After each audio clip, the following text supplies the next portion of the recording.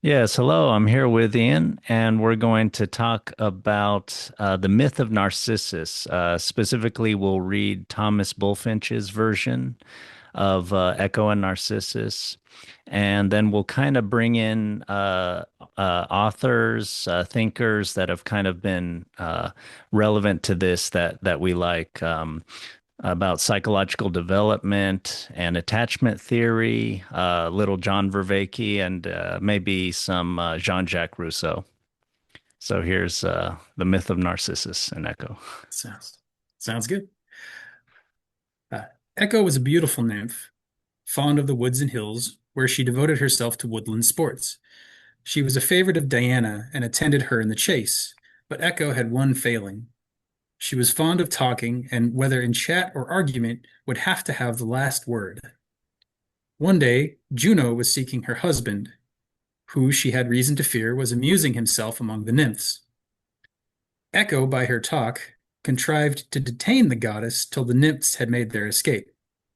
When Juno discovered this, she passed a sentence upon Echo in these words: "You shall forfeit the use of that tongue with which you have cheated me, except for one purpose that you are so fond of, reply. You shall still have the last word, but no power to speak first." Jealous Juno.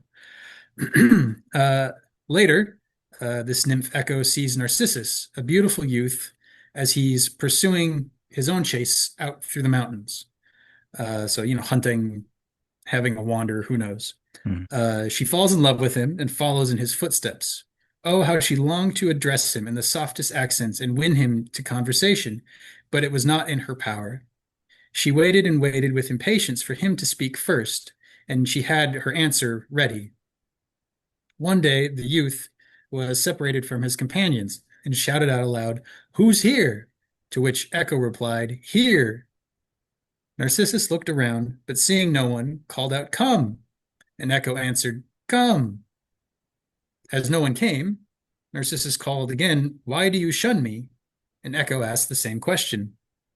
"Let us join one another," said the youth. And the maid answered with all her heart in the same words, and hastened to the spot, ready to throw her arms around his neck. He started back and exclaimed, "Hands off! I would rather die than you should have me." "Have me," she said, but it was all in vain. Hmm. He left her, and she went to hide her blushes in the recesses of the woods, and from that time forth she only lived in caves and among cliffs. Her form faded with her grief, till at last all her flesh shrank away. Her bones were changed to rocks, and there was nothing left but her voice. With Hmm. that, she's still ready to reply to anyone who calls to her, and keeps up her old habit of having the last word, which we now call echoes. Narcissus's cruelty in this case was not the only instance. He shunned all the rest of the he shunned all the rest of the nymphs as he had done poor Echo. One day, a maiden who had in vain endeavored to attract him uttered a prayer that he might some time or other feel what it was to love and meet no return of affection. The avenging goddess heard and granted the prayer. I believe that was Nike, the goddess of Hmm. vengeance. Hmm. Or no, Nemesis, maybe the goddess of vengeance. I'm Hmm. forgetting. This is the Roman version of the deities, and I am Hmm. not as familiar with them. Hmm. In any case, Narcissus gets cursed by this goddess. Uh, and there was a clear fountain with water like silver, to which the shepherds never drove their flocks, nor the mountain goats resorted, nor any of the beasts of the forest. Neither was it defaced with fallen leaves or branches, but the grass grew fresh around it, and the rocks sheltered it from the sun. Hither came one day the youth, fatigued with hunting, heated and thirsty. He stooped down to drink, and saw his own image in the water. He thought it was some beautiful water spirit living in the fountain. He stood gazing with admiration at those bright eyes, the locks that curled like the locks of Bacchus or Apollo, the rounded cheeks, the ivory neck, the parted lips, and the glow of health and exercise over all, and he fell in love with himself. He brought his lips near to take a kiss, plunged his arms in to embrace the beloved object, but it fled at his touch, and would only return after a moment when he had withdrawn, and it would renew his fascination. He could not tear himself away. He lost all thought of food or rest while he hovered over the brink of the fountain, gazing upon his own image. He talked with this supposed spirit. Why, beautiful being, do you shun me? Surely my face is not one to repel you. The nymphs love me, and you yourself look not indifferently upon me. When I stretch forth my arms, you do the same, and you smile upon me and answer my beckonings with the like. His tears fell into the water and disturbed the image. As he saw it depart, he exclaimed, Stay, I entreat you, let me at least gaze upon you if I may not touch you. With this, and much more of the same, he cherished the flame that consumed him, and so by degrees he lost his color, his vigor, and the beauty which formerly had so charmed the nymph Echo. She kept near him, however, and when he exclaimed, Alas, alas, she answered him with the same words. He pined away and died, and even when his shade passed over the Stygian river, it leaned over the boat to catch a look of itself in the waters. The nymphs mourned for him, especially the water nymphs, and when they smote their breasts, Echo smote hers also. They prepared a funeral pyre and would have burned the body, but it was nowhere to be found. In its place, a flower, purple within and surrounded with white leaves, which bears the name and preserves the memory of Narcissus. That's pretty much the end of the myth.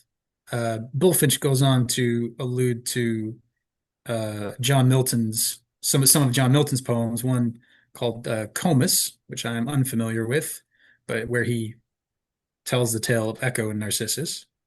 Um, suppose I could read that. A little poetry as well. Sweet Echo, sweetest nymph that livest unseen within thy airy shell, by slow meanders margent green, and in the violet embroidered vale, where the love-lorn nightingale nightly to thee her sad song mourneth well.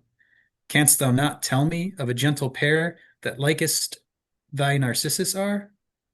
Oh, if thou have hid them in some flowery cave, tell me but where. Sweet queen of parley, daughter of the sphere, so mayest thou be translated to the skies and give resounding grace to all heaven's harmonies. So we've got Milton sort of um, mentioning Narcissus as the flower, but sort of calling upon the spirit of Echo and honoring her sort of suffering at his hands.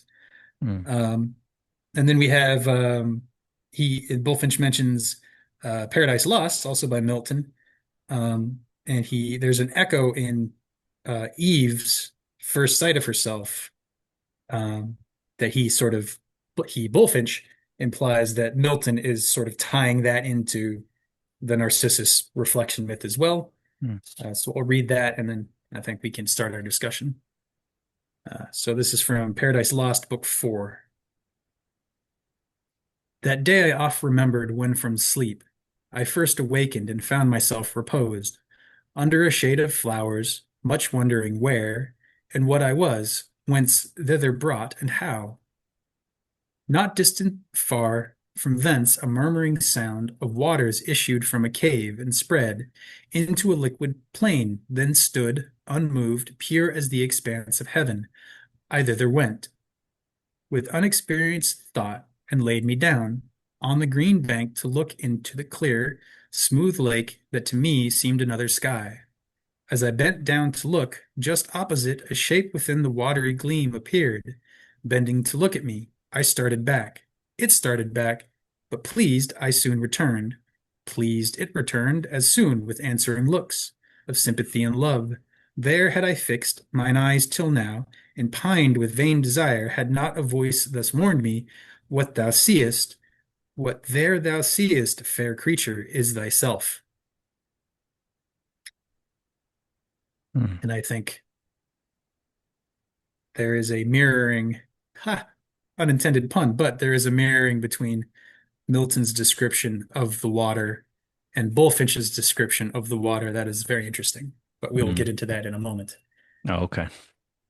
Or we can get into it now, but that's kind of one of the things that stood out to me and why I found the Bulfinch's version so appealing. Just I feel like it really does call up some core bit of the Narcissus myth that Mm. can get missed if you're just focused on on the vanity issue of it, because it, with Mm, as with all myths, dreams, fairy tales, it works on multiple levels. So mm. you can give it this meaning, you can give it this meaning, you can give it this meaning, and to really bring the story to life, you want to be able to kind of feel it on all different levels. Yeah, So yeah, very well told. What thanks. Thanks. were you thinking of in terms of the pool into which Narcissus gazed and in the Milton, what Eve looked at? Were you thinking of the unnatural perfectionism of the pool? Well, I was thinking, so they're both described as sort of a purity. Mm, Um, Clear fountain, this is from Bulfinch. Clear fountain, water like silver. There's no sheep, there's no goats, nobody's like muddying the water. mm, But it's got grass growing around it, and the rocks are sheltering it. So it has this very like sort of hidden, centralized thing. mm, And with Eve, all of a sudden, waters issue from a cave and spread into a liquid plain and stand unmoving, pure as the expanse of heaven. So in both cases, it's creating, like with Bulfinch, it's this protected pool, and in Milton, it's coming from somewhere unknown, somewhere underground, mm, and spreading out into this sort of mirrored expanse. And I think, to my mind, they're both sort of describing the nature of mind, mm, the way that mind will create reflections of reality, mm, as concepts or as even just our experience. This is me sort of drawing on my Buddhist education, my personal Buddhist explorations. Nothing official. mm, But the nature of mind as a mirror is is common in Buddhism, is common in the West as well. mm, There is nothing in the mind of its own. It simply holds the image of whatever it is that enters. So mm, whether it's, the screen in front of you, me, us, the I look out the window, I can see a tree, like my mind holds the image of the tree, and mm, then I can sort of, I don't know. You could say I'm looking at the tree, that I can focus on the image of the tree, the thought of the tree in my mind. You can also have a sense of like the actual incoming image of the tree is already being represented in my mind, sort mm, of psychologically or not psychologically, neurologically speaking, because mm, the tree's there. Scientifically, the light's coming off the tree. It's the waves of light that come hit my eye. mm, My eye translates that into an experience in my brain that my brain represents to my consciousness somehow, mm, that there is a tree there. So the experience I'm having is not the actual tree. It's the image of the tree projected onto the back of my eye, turned into information and fed into my brain, which at some point then I'm aware of that, right? mm, So there's this mirroring element of the mind. And in both of these cases, you have a person who is caught in the image of themselves. mm, And Eve is warned by some voice. I don't know my Paradise Lost well enough to know what happens next, but the voice says, "What you see is yourself." And it's like, "Oh, that's me." Narcissus, nobody explains that to him, and he ends up sort of dying, mm, enamored by this thing. But to me, there's this way that I think we all, and especially with Eve, like tying it back to the Garden of Eden and original sin, and the thing that sort of breaks us away from our innocence that was shared with the animals and nature and all of that the garden kind of represents, is self-awareness. It is, we are aware of ourselves as beings in the world. We are aware that we're going to die at some point. Animals may or may not, we're not quite sure, but they seem less concerned about such things as we do. And I feel like there's a danger of having this image of ourselves, mistaking it for our actual self, mm. Yeah, and trying to perfect that image at the yeah, cost of, as with Narcissus, food, water, movement, like all the things that brought him life and made him beautiful. He abandoned them to try and perfect yeah, this image. yeah. And I think that's, to me, that's sort of what the core of the myth is pointing towards. That we do not know. We have this sort of mirror of our mind, and there's a sharpness of awareness there that seems solely human. Who can say for sure, but we don't have anybody else that we can talk to about it. Mm. Um, that seems to be as intelligent and as building and as aware of things as we are. But when we turn it on ourselves, we don't quite know what to do with it, I think. Or there's a way in which we are still trying to work something out about how this reflecting mind interacts with our with what we think of as ourself. And we can get caught sort of staring at that reflection and trying to perfect it at the cost of everything else in our life or in our world. And if we're talking about narcissism as a social thing, um, I would go so far as to say like this is a pretty good reflecting mirror, Yeah, you you're know? holding up your phone for the Yep. listeners. Oh yeah, for the listeners, Yeah. yes. Apologies. Yeah, the phone, the dark mirror, the thing that shows us everything in human history broken down into digestible content that we can then try and build ourselves out of. And Yeah. yet we already are. Why do we need reflection? Why do we need to build ourselves? So, Yeah. Yeah. there's something deep there, but that's just me trying to scratch the surface of it. Yeah, man. Yeah, there is so much there that we can talk about. I mean, one thing you said a pool or a reflection, Bulfinch's makes clear that it's ultra clear, like I think he says it's something like silver or something like that.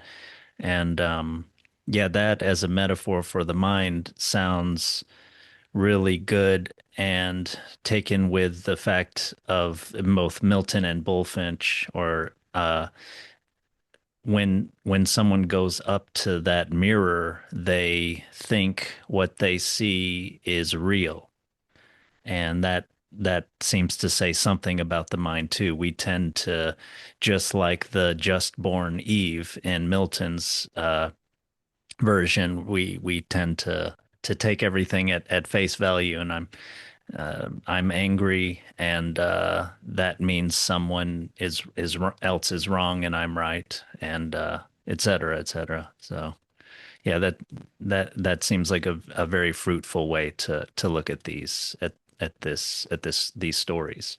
Yeah.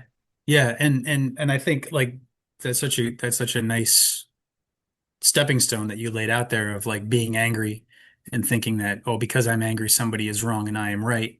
Um, you are central in doing that, you're centralizing onto your own opinion. You're identifying Mm, your own opinion, which feels true to you and is true to mm, you because it's what you believe, but you're so focused on that in a narcissistic kind of way mm. that you're not even seeing what the other person is actually experiencing, what their truth Yeah, is, where they're getting their data from. Oh, maybe they're seeing something I'm not seeing. Maybe I'm seeing something they're not seeing. yeah. We're both pulling from the same reality. Theoretically, we should have the same data. The fact that we Mm, don't, communication can help us to exchange information in a way that can move us beyond that conflict. But I think one of the other elements I want to weave into this discussion is healthy narcissism. I know I have friends who have some young kids. They have a 3-year-old little girl and a set of twins who are about 8, 9 months old at this point. So I've been watching these kids grow up, and the 3-year-old especially is going through a very narcissistic phase. And I think anybody who has kids is or is around kids is familiar with the like, no, it's mine. No, mm, I want this. No, and then the tantrum when you don't get it. And obviously we want kids to be socialized. We want them to be able to share and learn why that's important and all of that. But I think there is an element of neurological development or psychological development or development of the personality where you come into the world and you're not even as an infant, you don't really know what's going on. You don't have words. You're not clear what you are, what something else is, how this whole thing works. And the mind is sort of develops itself out of that sort of infant state.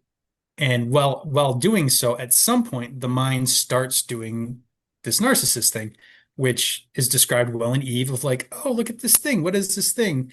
Oh, it's me. Oh, what is me? Oh, I want things. I want things the world doesn't want things that I want because I want that thing, but I can't have it. Why does this drive in me not why like I have this drive to move my hands. I can move my hands. Oh, I want this thing. I can grab this thing. Oh, now something's trying to take this thing away from me, or this other child is hitting me because I took its toy. But I wanted it. And so something else outside of me wants something. Mm-hmm. And what does that mean? And as Mm-hmm. children, as infants and stuff, you have to make sense of that without words, without being able to have somebody come in and, okay, well, here what it is, kid, like one, two, three, and this is how you can't theorize to a child. They won't even listen to you if they are speaking. They can't be Mm-hmm. bothered. It's like it's a much deeper process. So Mm-hmm. I would say, like, ideally, the parents and the society can kind of guide a child through that growth period, but I don't think it often works well, and we will sort of get wounded or this is like basic attachment theory, attachment trauma. You can be sort of um, wired more towards connection and less towards expression, so that you're much more interested in the other, and you kind of lose yourself because yourself is dangerous to the connection process. Or you can sort of want to distance yourself from others in order to have yourself. So it's sort of like the anxious attachment and the fearful attachment. Anxious wants to get closer because there's some uncertainty inside, and the fearful attachment, hoping I'm getting these words right. Mm-hmm. The avoidant attachment, that's what it is, anxious and avoidant. And the avoidant will kind of want to pull back to try and figure themselves out apart from the other person. Mm-hmm. But in both cases, it's sort of a misalignment between, like, oh, well, I want things, I have desires, or I have emotions, I have feelings, I have an interior life that is not shared by the world around me. It's not, when I'm angry, maybe other people can tell that I'm angry, but they don't have the whole story of my anger, and I have to try and communicate to them, and that's really hard to do.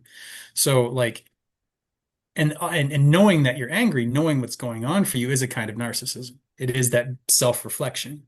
But if you get so caught up in that you only want what you want and nobody else really exists for you, then that's narcissism in the clinical definition of, the problematic way. Mm-hmm. Um, and and yeah, that's what I see happening in Bulfinch with Narcissus, because Echo comes to him and says, "I love you." And he's like, "No, get away from me. I don't want anything to do with you." And Mm-hmm. so there's a real person there who is an other, who he will have to deal with being different than himself. And he can't even manage that. But once he finds the reflection where it's like, "Oh, you mirror me perfectly. I don't have any I don't have any issues. I don't have to relate to you as other than myself. You get to just be me." Um, then he gets caught. He gets caught there, and it wastes him away. Um, and I think that can be compared to narcissism, where you get caught in your own needs and desires, and everybody else becomes a source of narcissistic fuel for you to help you feel that. Now why that happens is a whole other story, but yeah. Yeah, in the myth of Narcissus, you said that yeah, he's kind of falling in love with his image, and I was thinking how when he like presumably in healthy love there is a connection in sexual relationship, there's a bodily connection. I mean, you go together, but when Narcissus tries to do that with the pool of water, everything shatters, and then he just has to view it from afar. He can't, there's no amorous love or erotic love. There's no union with the object of his beloved, the object that he loved. He just has to it's there's an austerity there, and that fits with the image of that whole place as sort of being like a Garden of Eden, like it's in a way, I guess I should say I guess the Garden of Eden in the Bible also had fruits that you could eat and everything. But I just meant the comparison in terms of it being in sort of unnatural perfection. Um, the shepherds won't go there. They won't be fed by it. No conscious being, anyway, will be fed by it. It's just the grass and the leaves and everything, uh, the trees around it. And yeah, he had come there from hunting, and he wanted to drink the water, and then he got caught by that image. And so there's a power of beauty, there's a power of love there, but we can't really, he can't be fed by it, he can't grow by it. And then so, like Echo, after him, he kind of descends into death. Yeah. I think the point you make of the lack of an other, the lack of coming together, the lack of of the body or of eros or of like some sort of a interpersonal force, like you have to have that friction between self and other that is Mm, caused by like, oh, I want something that they don't want in order to have the experience of other so that you can mm, have the experience of actual coming together, of mm. joining. And if you're not able to do that, if everything is yourself, if everything is, in the narcissistic way, if all you're focusing on is your needs and nobody else act as far as you're concerned, your behavior and your activity in the world is concerned, nobody else has any needs that matter. Your needs are Mm. the only thing that matter. You're stuck in that trap of like every time I try to meet somebody, there's nobody there because all I'm seeing is myself. Yeah, And yeah, your heart kind of wastes away. The part of you that comes alive in relationship with another yeah, wastes away. Yeah, that's really cool. yeah. We're really getting a lot from this image here. I mean, Yeah. I really wasn't sure where this was going to go because, like I was telling you at the beginning, I came to this call kind of abruptly and sort of briefly scanned over my notes that I'd written, but didn't really have a chance to like, okay, I'm going to talk about this and this. But just sometimes reading a story, the story, we feed the story by reading it, and the story feeds us by revealing all the facets that it contains, if we keep our attention on it. yeah, yeah, that's right. So getting back to attachment theory, is it kind of like there's a the healthy attachment is somewhere between the avoidant attachment. So there's the avoidant attachment where you're sort of focused on yourself and maybe your own developmental needs and everything and psychological needs. And so you're sort of avoiding getting close to other people. And the anxious attachment is sort of where you're clinging to other people and you're sort of ignorant or ignoring your own internal kind of self. Is something like that? And then So yeah, something in I the mean, middle is healthy. yeah, I will preface this by saying I'm not an expert on this, and I didn't do a Hmm. lot of reading on it up front. So Mm. if I misspeak, forgive me. But what I can sort of bring into this discussion, um, in this moment in response to what you're putting on the table is like there's anxious attachment, there's avoidant attachment, there's healthy attachment, and there's disorganized attachment, as I think sort of the four bases that they have. And disorganized is when you're both anxious and avoidant. So sometimes you Mm. want to be close, sometimes you want people to go away. Mm. Um, the healthy attachment is one at least within the confines of this conversation, the way I'm seeing it is like, especially with the narcissus myth, is like when you're in a relationship and you come across some level of mismatch between you and the other Mm. person, the attachment, the sort of comfort and the ease and the joy and the love and the, this is great together, like something breaks that.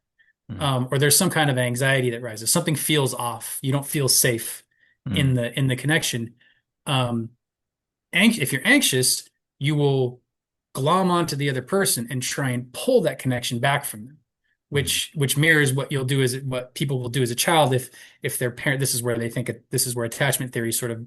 theorizes where it comes from. Is Mm. if you're a child and your parents don't pay you enough attention, Mm. you will either act up to get their attention. You'll cling to them, you'll pull at them, you'll cry louder, you'll make sort of more of your pain in order to bring them to you. Hmm. And then as an adult, when you feel unsafe in a relationship, you may start freaking out. You may start Hmm. obsessing. You may start texting somebody all the time to try and pull them. Hey, I'm really upset. I can't believe blah. Where are you? Why haven't you? Like, oh my God, did they text me? Oh my God, did they text me yet? Like Hmm. that's that anxiety because your body is used to when it feels unsafe in the connection, it's used to doing something to reach out to pull the connection back in. Yeah. Whereas with avoidant attachment, um, you realize like, oh, like my parents aren't my mother, my father, whatever, they're not going to attend to me. I have to attend to myself. So Mm. you sort of turn down the need to connect. You focus inwardly and you're like, I got to figure this out myself. I can't rely on other people. Other people are messy. The problem that I'm experiencing here is in them. I have to withdraw from them and focus on myself. So it's not self-focused in the narcissistic way exactly, Hmm. because it's placing the origin of the problem in the other person. Whereas I think with anxious attachment, you're saying, oh, the origin is something about me, and I just need to pull it from them. I need to do whatever I can to get it from them. Um, Whereas in healthy attachment, it's sort of like, oh, we had there's this discomfort here. Let's talk about it. The discomfort doesn't become a threat to the relationship. It doesn't Hmm. necessitate pulling at the person. It doesn't necessitate pushing the person away. You're able to stay connected, healthfully attached, safely attached, even though there's some discomfort. Hmm. And so as children, if your parents pay enough attention to you, parents aren't going to be perfect. There are going to be moments where you feel that lack of safety. But if your parents are able to come in and be like, "Oh, hey, I'm sorry, kiddo. Especially if you're slightly older, like, sorry, I was busy. I love you. Let's go. How you feeling? What's going on?" And they're able to kind of mirror back to you in that healthy way. You can see that it's safe to have yourself mirrored in another person, Hmm. and you don't have to do the mirroring entirely yourself, or you Hmm. don't have to abandon yourself to hope that somebody will give you the safety that you don't feel inside. Hmm. The safety is sort of, I'm safe, you're safe. Something feels unsafe. Let's see if we can work through that. That's Hmm. kind of you don't sort of fall off on either side, Hmm. self or other. Yeah, that makes a lot of sense. I'm seeing a little bit of people I know and myself in what you're talking about. Do you happen to know of anything? We're also going to link narcissism and these related kinds of stories and concepts to uh, sort of societal wide concerns. I was thinking of like divorce, for example. Maybe you could, divorce slash single parenthood, but the divorce rate has been, something in the neighborhood of 50% for, I don't know how many generations now, maybe since the 1980s, or I think at least since the 1980s. But do you know anything about those types of situations and attachment kind of problems? I've never heard any data on that, but it's got to have an effect. Yeah, yeah.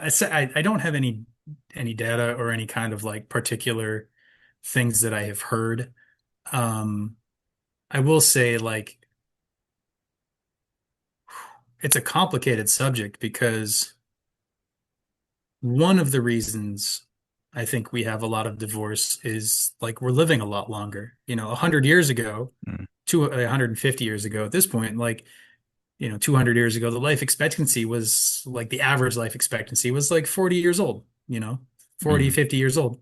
So me, I'm 45, like I might be dead. I've sort of lived beyond I'm now in most of human history, I'm elderly. Mm. And most of the chances are most people are my age are dead on average. And so when we're talking about marriage, granted they'd get married a little younger, but you'd get married, you'd have kids.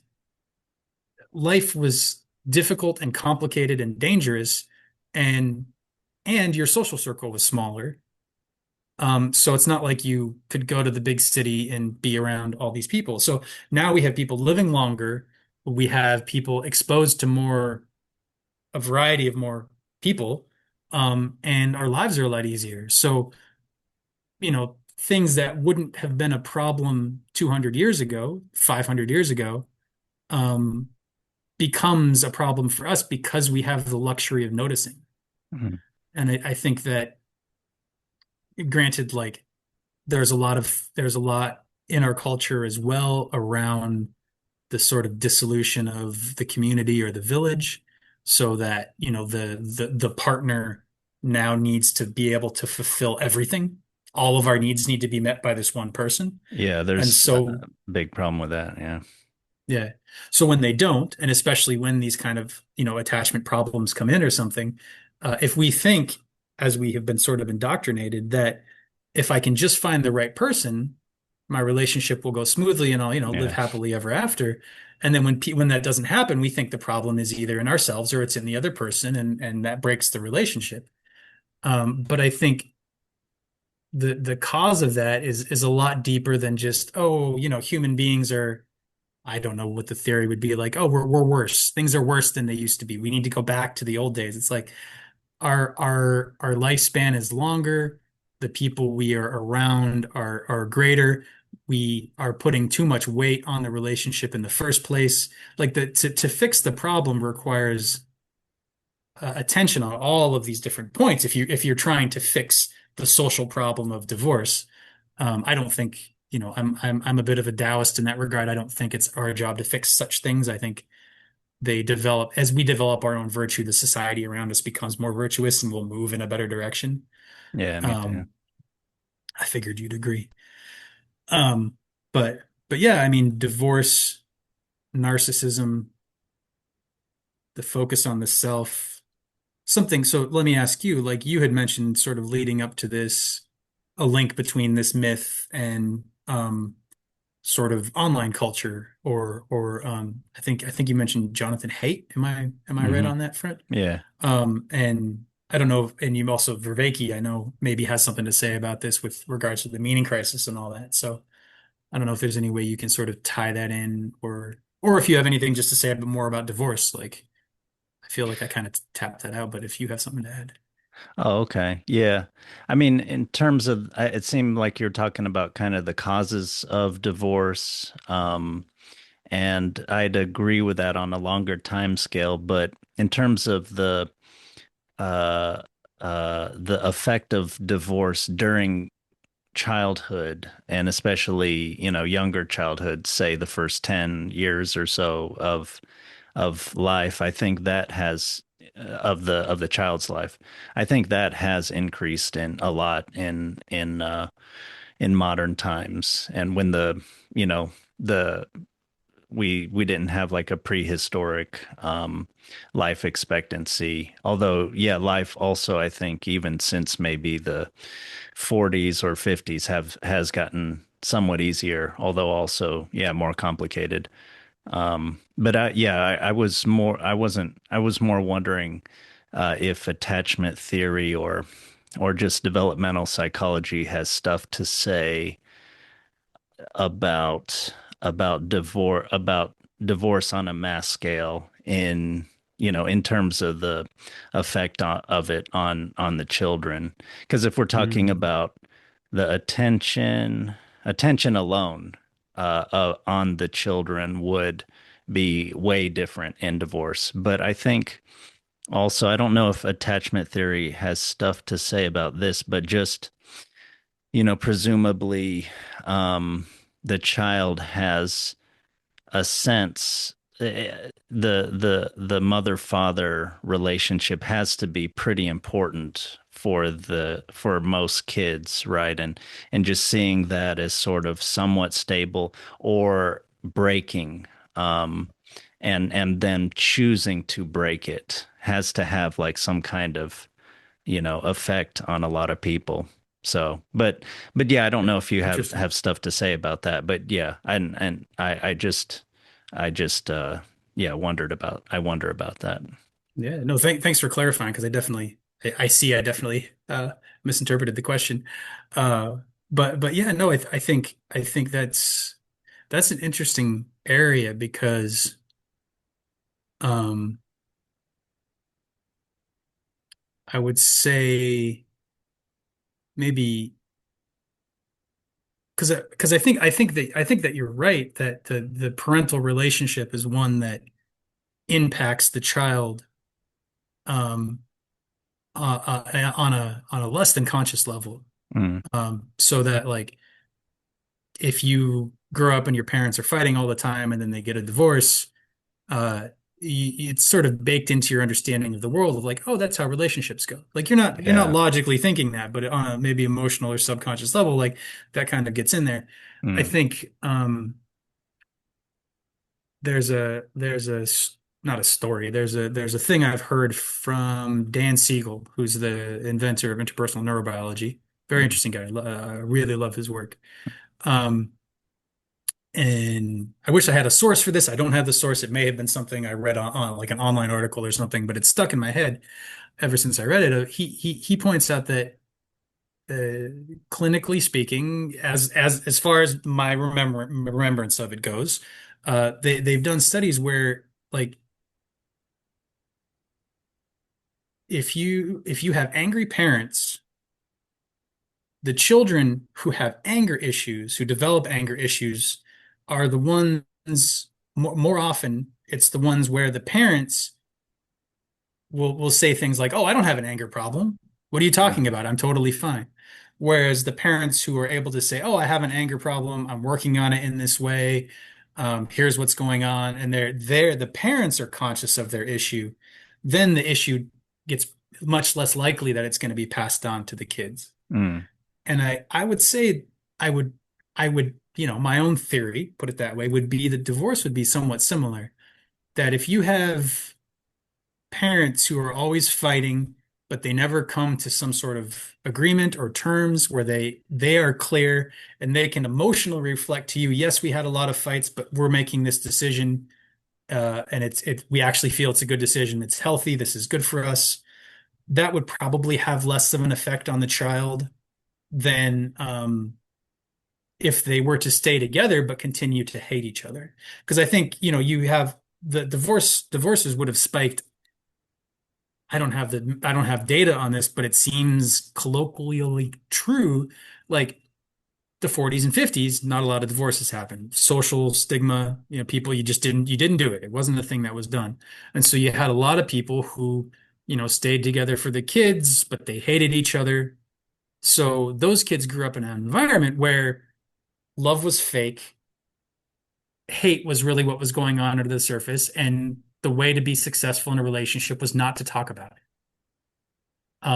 And so you get to a point where those children are going to say, no, I don't want that.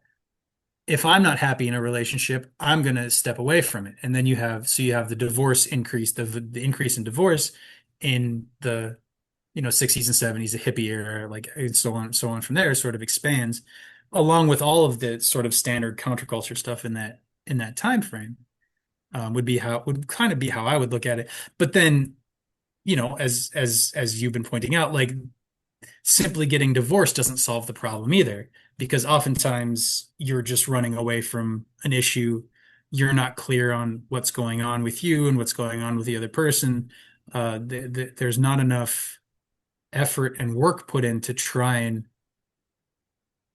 resolve the connections so that people's nervous systems feel safe with the decision that they're making. And I think that's the thing that maybe gets passed on down to kids in this sort of attachment theory way. mm, Whether it's with an unhappy marriage that people just stay in.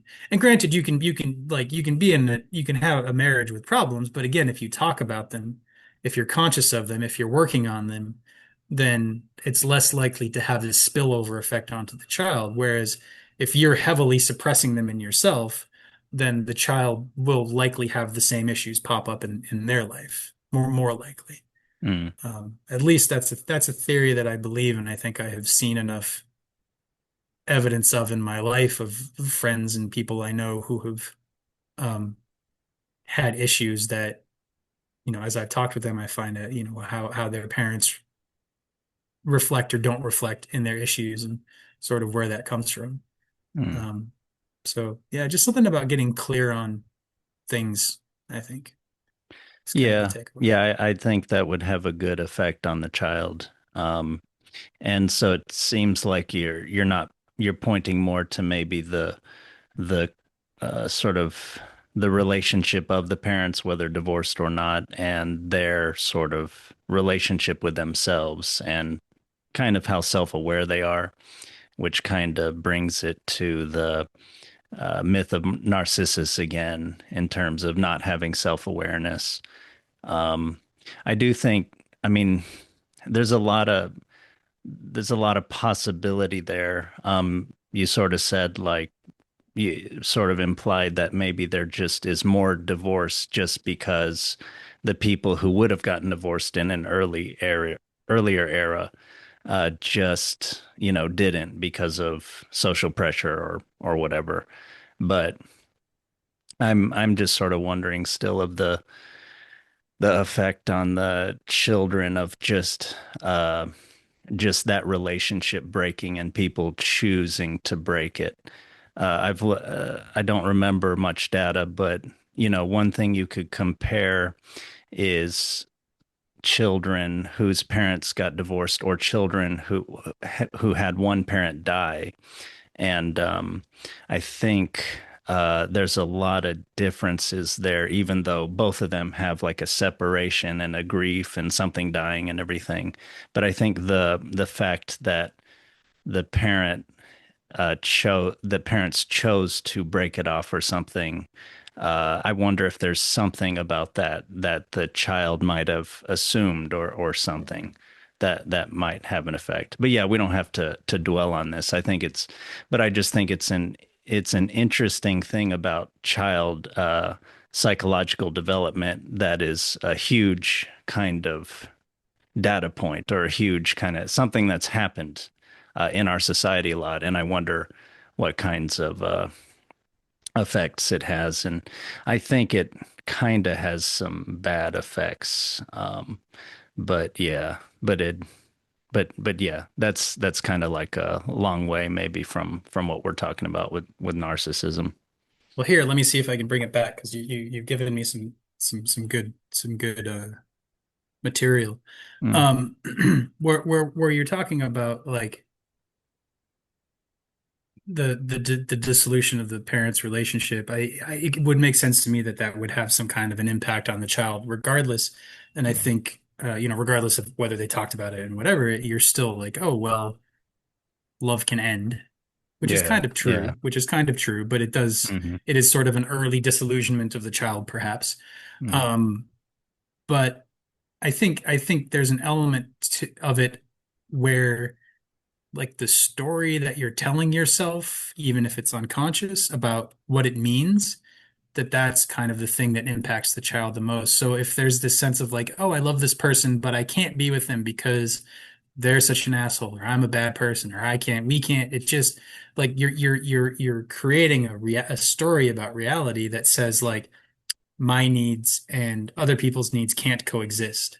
And then that, regardless of if you're staying together and you're miserable, or if you're getting a divorce and it's a problematic divorce, or it's even kind of a good divorce, like there's still this story of like, oh, these things can't coexist. mm, Um, and I definitely would think that the impact on the child would have something to do with the society around them as well. Like if the parents had enough support, maybe it would be less impactful. But because we're such a nuclear family, it has some issues. But the mm, way I think this ties back into the Narcissus myth is what you had said about Rousseau and the sort of self-love, the way he talked about self-love, sort of, you'll have to remind me if you can. I know Rousseau's not the easiest thing to kind of dip into. mm, But when it comes to like my needs, my self-love, and then the way that interacts with the world, I think mm, that's exactly what we're talking about in divorce.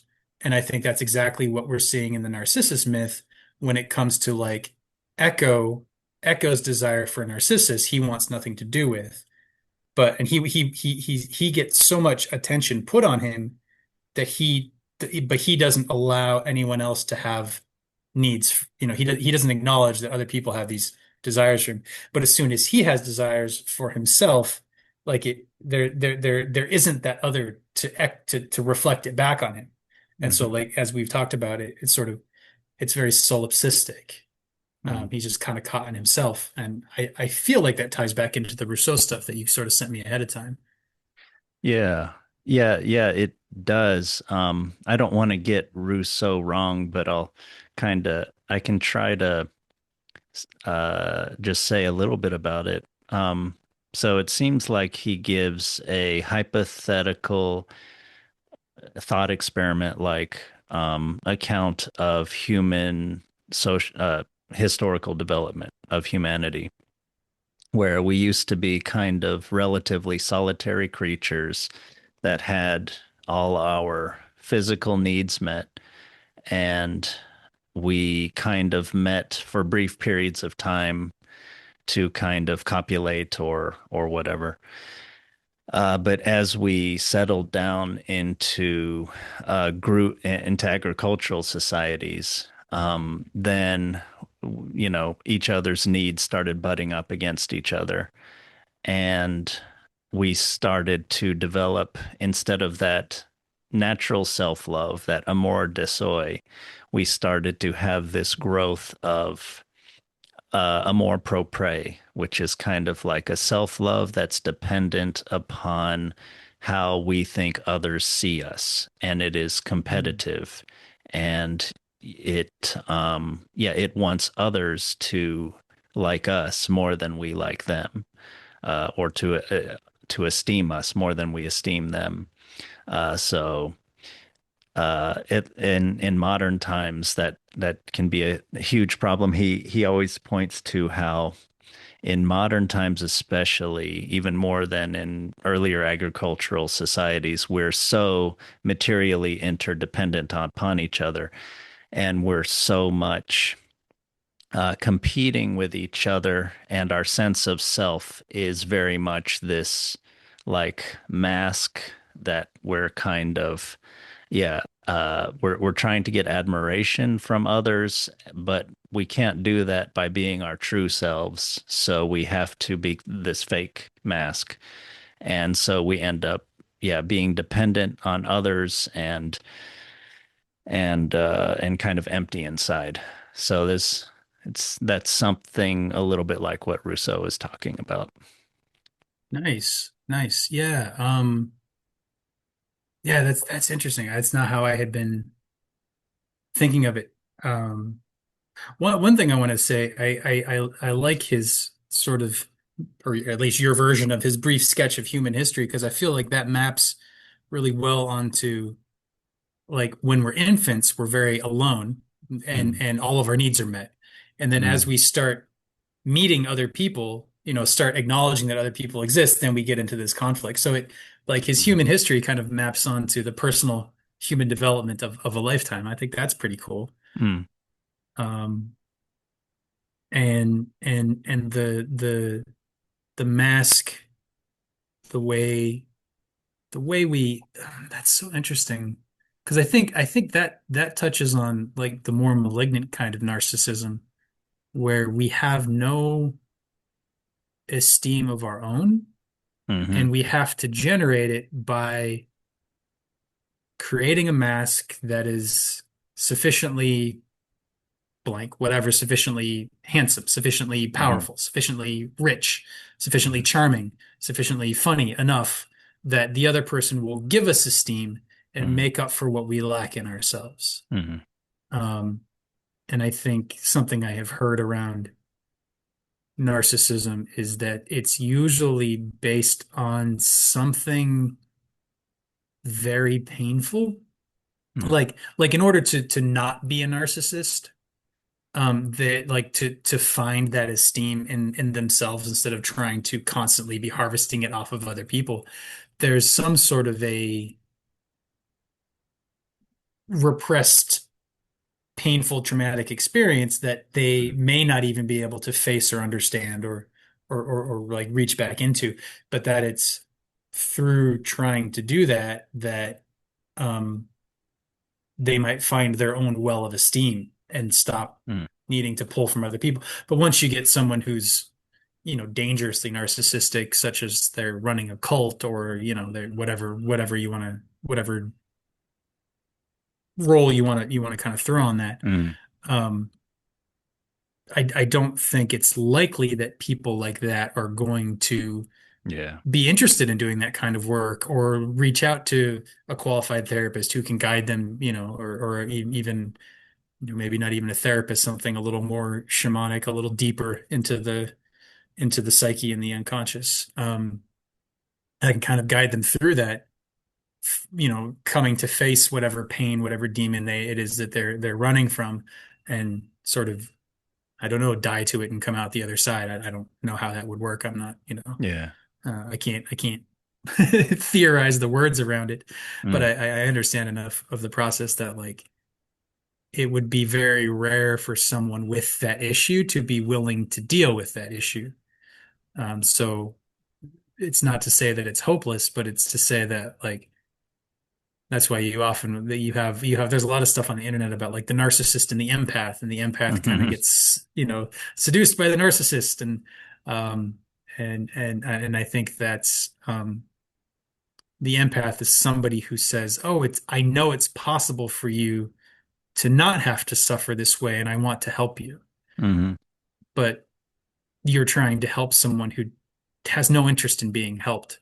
Yeah. They like that you're giving them attention. So they Yeah. say, "Yeah, yeah, you can help me. Come Yeah. on, help me out. Come along. Just keep staring at me and telling me how much you want to be around me, and I'll be fine." Yeah. And then once you get sick of it, then maybe you'll leave or maybe you won't. But as soon as you leave, then, like, I'm going to need help again. So maybe you'll come back.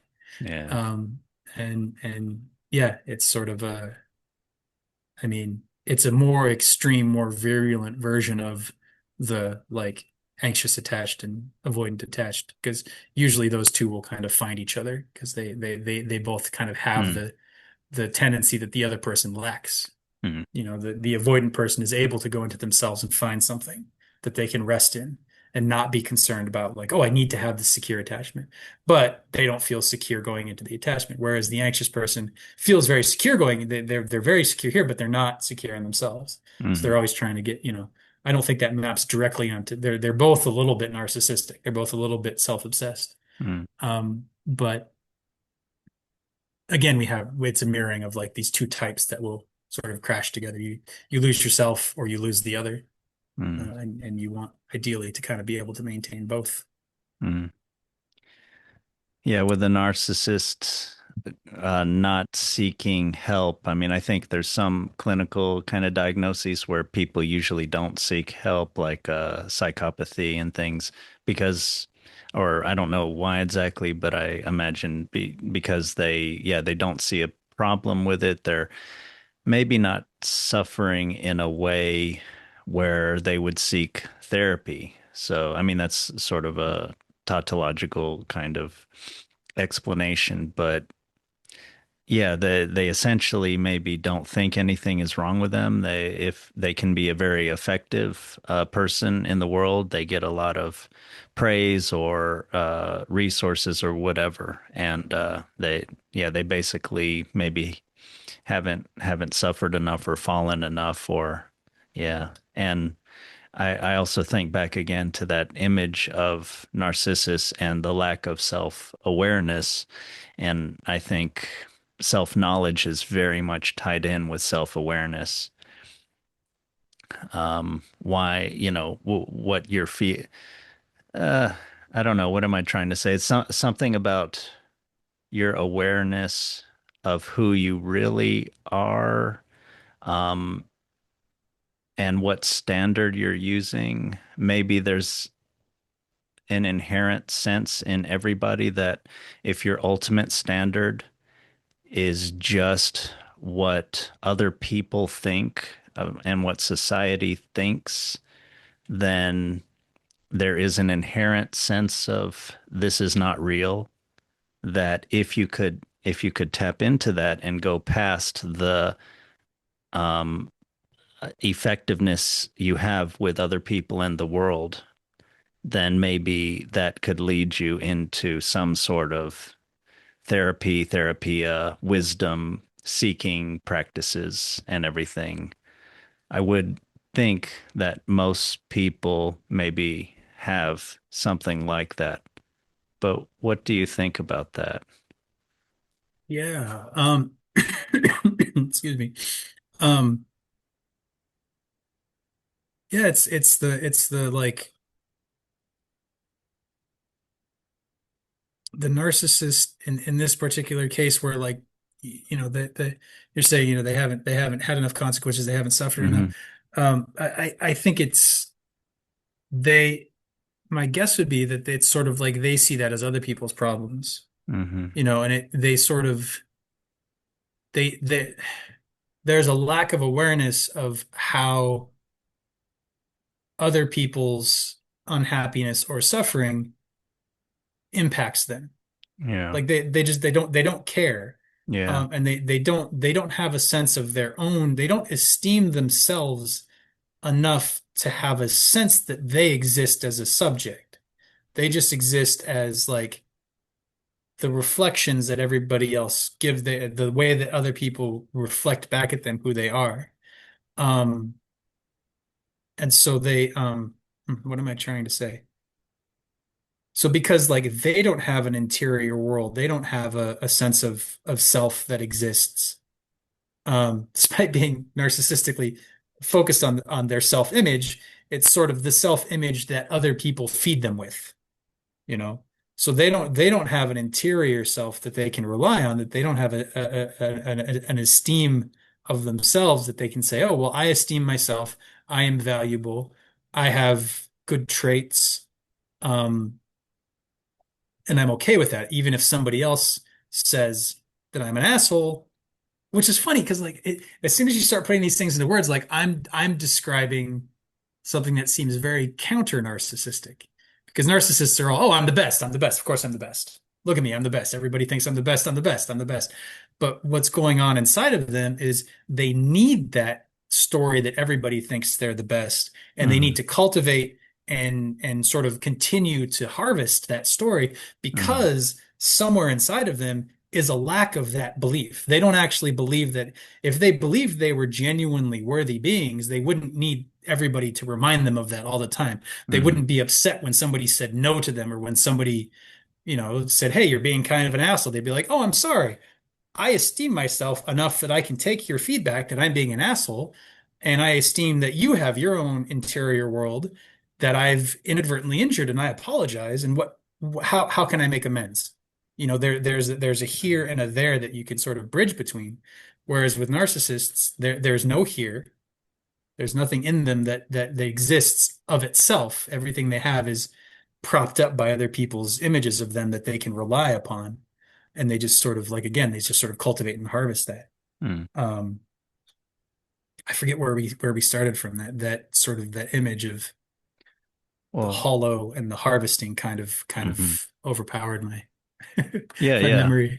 Yeah. Yeah, I mean, that is kind of a powerful way of thinking about narcissism. I think maybe one thing that I had wondered about is why they don't see a need for personal growth or going to some type of therapy or deeper conversation with themselves. Mm, yeah. And I think that's Yeah. some of it, like you were saying, that it's they don't see a problem and that they're they're and they don't care when they blame others and things. And I think that there's something about blaming others and psychological problems not getting better. Again, bringing it to self-awareness. That I heard the psychologist or psychiatrist Anna Lemke on a podcast, and it was Joe Rogan, I think, and he had asked her, "So, in all your decades of experience, have you noticed a pattern where people in general get better or they don't?" Which is a great question to ask a experienced psychologist. And Yeah. I think she at first said, "Not really," maybe thinking of all the complexity, and then she said, "Well, actually, yeah." And it's when they either take responsibility for who they are or they blame others, which really makes sense to me. I mean, yeah, you Mm, got to see that there's a problem before you face all the difficulty of changing it and yeah. uncertainty. Yeah. Yeah. No, that's great. That's great. And I think that does. that kind of does answer the question you were presenting earlier of narcissism, of like what why they don't see that there's a problem, why they don't seek help, is because in order to take responsibility, like there has to be a sense of general innate goodness, or like there has to be a self Mm, there, like to take responsibility. And I think like mm, almost like a self apart from the images you get from other people. mm, Um,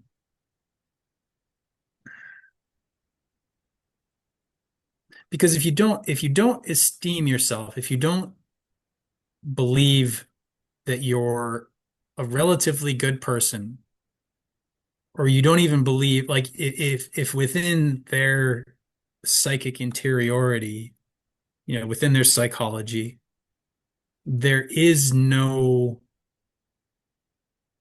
healthy narcissism, there is no healthy sense of self as existing in the world, um, then there's nothing to work on.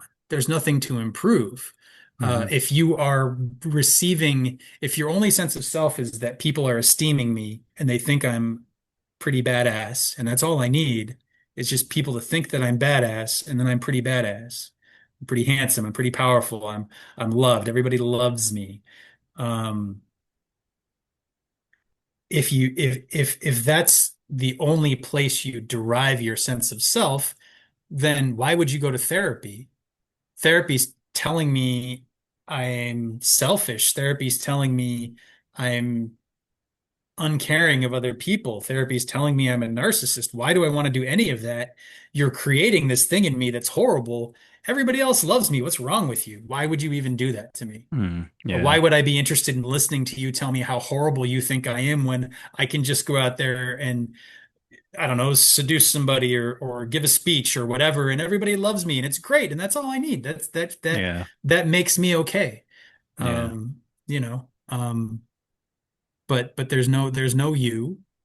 And so because there's no you, nobody else has a you either. And so you can just use them up. And when they leave, it's their problem, it's their fault, and you'll find somebody else.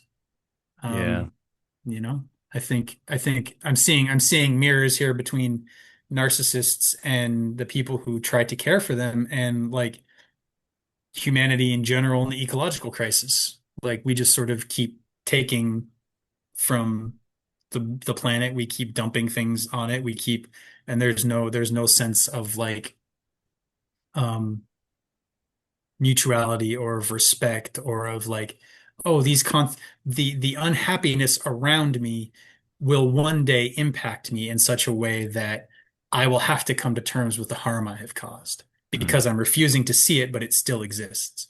So mm, that would be the turnaround moment for somebody who is maybe borderline narcissist, but was not fully narcissistic.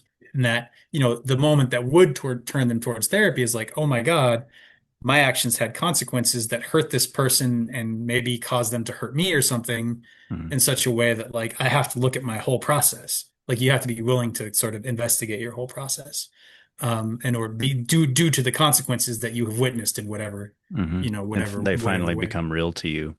Exactly. Exactly. Yeah. Yeah. Yeah. Yeah, it seems like so much of wisdom is what is real to you. This is kind of Vervaeke, my Vervaeke influence too. But Hmm. yeah, and maybe Buddhism too. I mean, isn't a lot of Buddhist like you're trying to make real to your mind what is really real rather than the illusions. Isn't that kind of at a core of Buddhism? Yeah. Realize what Yeah. is I would what your say, mind really is like. yeah, yeah, for sure. Realize the true nature of your mind and how it works. Um, as you get deeper into Buddhist ontology, like their way of understanding the world, it gets more complicated, and Hmm. it's worded so differently from the psychological narcissistic whatever stuff that however you would word the stuff Hmm. we've been talking about, that they don't quite map one onto the other, Hmm. because in Buddhism, like, there is this sense of like self kind of doesn't exist, others Hmm. kind of don't exist, and that would imply, within our earlier discussion, that's how I was describing the narcissists. They don't really exist. Other people don't Hmm. exist Yeah, for I them. was actually So, thinking of that when you were saying that. so we have the trouble of trying to put things into words, and words never being, they don't ever actually capture the whole idea. Mm. They can be turned against each other. But in how would I talk about that Could I offer in Buddhism? something? I'm not sure. Yeah, please. Yeah, yeah, yeah. I was just thinking, I mean, in terms of the narcissist thinking, like not kind of having a very good theory of mind of others, it's just seeing others not as their own mind, like me, but as just sort of that which feeds me or doesn't, which, you're gone. But I was thinking, I mean, Buddhism still acknowledges there is conscious experience, and isn't that a lot of what meditation is about and everything? And I would think the narcissist, if they could grow, they could realize others are like me. They are a consciousness. They experience stuff and they experience pain. And I know what pain is like, and I don't want to and hope, and I don't want to do that to others. So I would think that'd be something like what a trying to meld that picture of narcissism and something general about Buddhism together, and narcissistic growth from narcissism maybe. Yeah, no, I think I would agree with that in any case. I was going to say I think you're spot on, but I feel Yeah, we don't unqualified want to maybe say that. to. But I would agree with you. Within my own view, I think you make a good point of like, um, there is the reality of other people's experience that's Yeah. happening, and Yeah. if you are not in touch with that, then that's ignorance. You are Yeah. ignorant of, and that's like the core Buddhist. I don't want to call it sin, maybe, but that's the core issue in Buddhism is ignorance. Ignorance, greed, and anger, I think, are kind of the three poisons, but ignorance is kind of the most underlying one of them. And Mm. just that you're not aware of something that's happening, and Yeah. it's happening, and so that causes dukkha, that causes the friction, the suffering, because it's Yeah. happening, and you're acting like it's not happening Oh, wow. Yeah. That's you great. know so Yeah. narcissism in that case is not only is there nothing really going on over there other than are they feeding me or not, but there's nothing inside that is actually healthy in and of itself. Like, I only Mm. exist when I'm being fed, and if I'm not being fed the right way, I don't exist, and that makes me angry. Mm. So like the external doesn't exist as anything real, and the internal kind of doesn't exist as anything real other than the reflection that you are getting from other people. Like, that's the Mm. only thing that's really real for you is how other people see you, and then you do everything you can to make sure that you're seen in as positive a light, or you're Yeah. reflected as positively as you can be, Yeah. due to that sort of ignorance of self and ignorance of other. Yeah. Yeah. The ignorance of the state of others or whatnot. And I also think it gets back to the image of the myth in that Narcissus is not in love with the person who presumably is behind the image. It is not knowledgeable, it is ignorance, and it is this superficial beauty, which makes me think of the sort of narcissistic persons looking for this external validation. It's this very superficial kind of thing, maybe at one. And it's a little bit like maybe what a dictator wants, having only yes men around him. Like, it, and dictators are intelligent people. They know that they can think through like, wait a second, these people are kind of doing this because they just don't want to be killed and they have their own agenda and stuff. But, so, and that brings back the insecurity. But yeah, it's this. Yeah, it seems like when we think of narcissism and, some opposite of that, We get one contrast is knowledge, is Mm, the ignorance of narcissism, of the interiority or the reality, etc., the suffering of others, uh, and on the other hand, the knowledge that I have that, I don't know what the nature of others' minds are and everything, but I know they're like me. They can suffer. They can have happiness. We can have togetherness if there's a give and take of my needs, who I am, my expression, and theirs, and then we can kind of, I don't know if this is a good starting point, but, and then you can kind of take off from there, from isolated selves to some kind of good community, discourse, and maybe connection with divine or connection with the roots of being, that can, I think, be maybe a very good um, antidote to the maybe naturally narcissistic kind of pull of our own nature or our own bad, not bad development, or our society, with social media and everything, this awareness and this trying to prop up this image of ourselves. But yeah, I just mhm. kind of laid out a lot of possible tangential kind of information, but I don't know if any of that strikes, which of that may strike your interest. Yeah, yeah, no, I think the sort of because you made this really good distinction of like I don't know what's going on for other people, and that's true. Like I don't know what you're thinking right now. You're looking at the screen, or me on the screen, and you're nodding your head. So I'm like, okay, like there's some sort of a resonance here, and I can sort of unconsciously, but I can tell from like your facial expression, like you're engaged.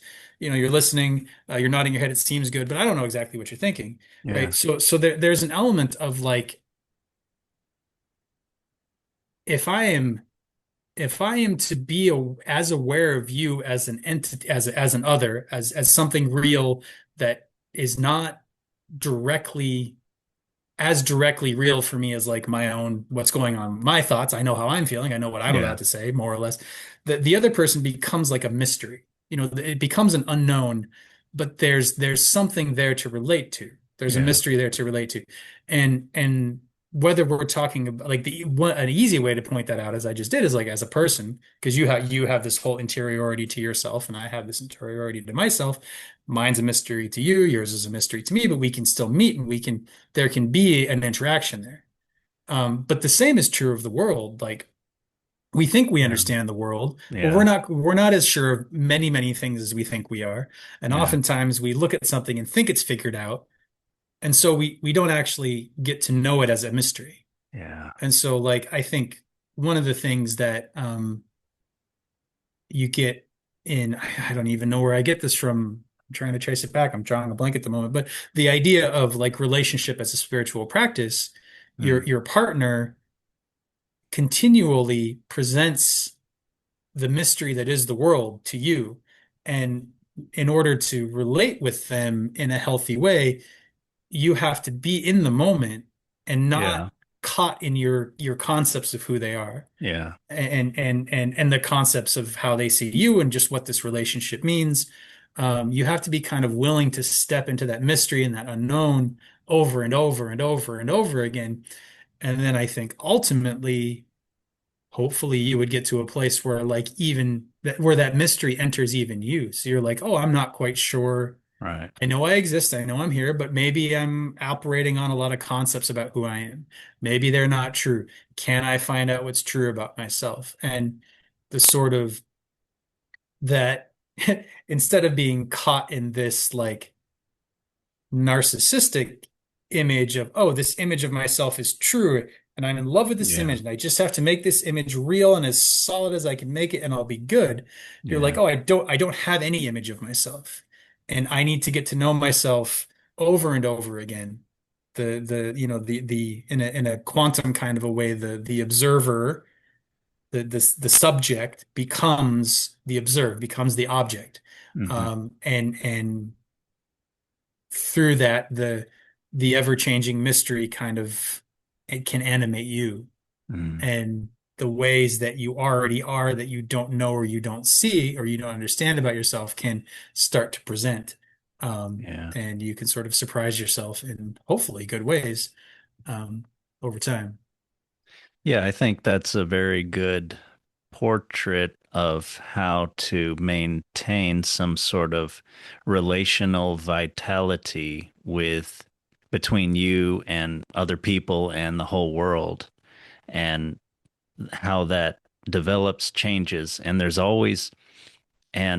a sense of knowledge to it where you're exploring, you're trying to understand, you're trying, and there will be some differentiation and some conceptual building. But then you're also open, and you're aware of the grounding of mystery to it all, and how your those concepts will change or be destroyed, and you maintain this kind of going forward into whatever it all is, and trying to change with it, or allowing Yeah. yourself to change with it. Yeah. Yeah. I'm thinking of something you had said. Maybe this is the next place to go with this, but something you had said in the text conversation from earlier this week was in regards to Vervaeke was sort of a linking of narcissism and unearned esteem. Yeah. And I'd love to hear anything else you have to say about that. But the reason I'm bringing that in right now is that like, oh man, so the mystery of reality, the mystery that like it's we're never quite sure what's presented to us. And we Mm, can have concepts about it, but that's never going to match what's actually happening. mm, Um, that like the truth of our interior reality is that we are a mystery to ourselves. We don't know yeah. ourselves at all, and we can grow to interact with that mystery over time, and we can sort of refine what we mean by myself and this thing that I am and which parts what it is. Like all of that can be refined over time. But if you don't, if if you if you want to just have an answer of who you are rather than the admittedly somewhat scary question of I don't know who I am, you get caught in needing an image. And then you can get sort of magnetized onto that image more and more to save you from sort of the fear of the mystery.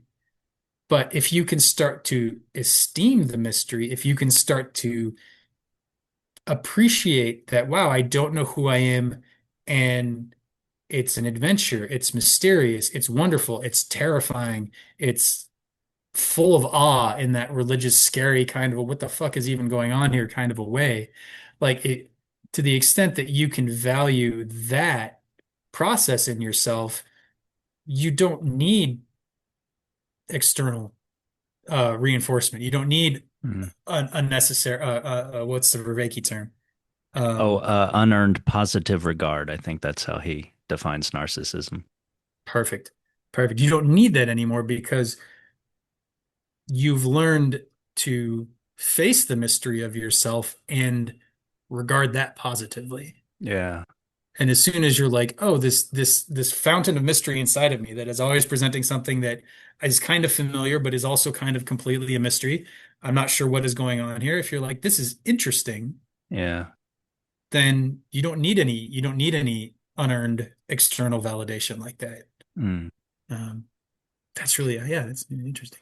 Yeah, that's sort of life as an adventure, life as knowledge building. How do you make sure, and this is another Vervaekean sort of Platonic kind of thing, how do you make sure you don't get solipsistic, though, where you're maybe overly concerned with, yeah, your internal kinds of processes, yourself, because it is always, after all, a every single bit of information you get within your body and mind is potential clues to who you are. And if you're trying to, or maybe I'm mischaracterizing, but uh, but who, if you're trying to find out who you are, then maybe you can get solipsistic and too focused on just your internal processes.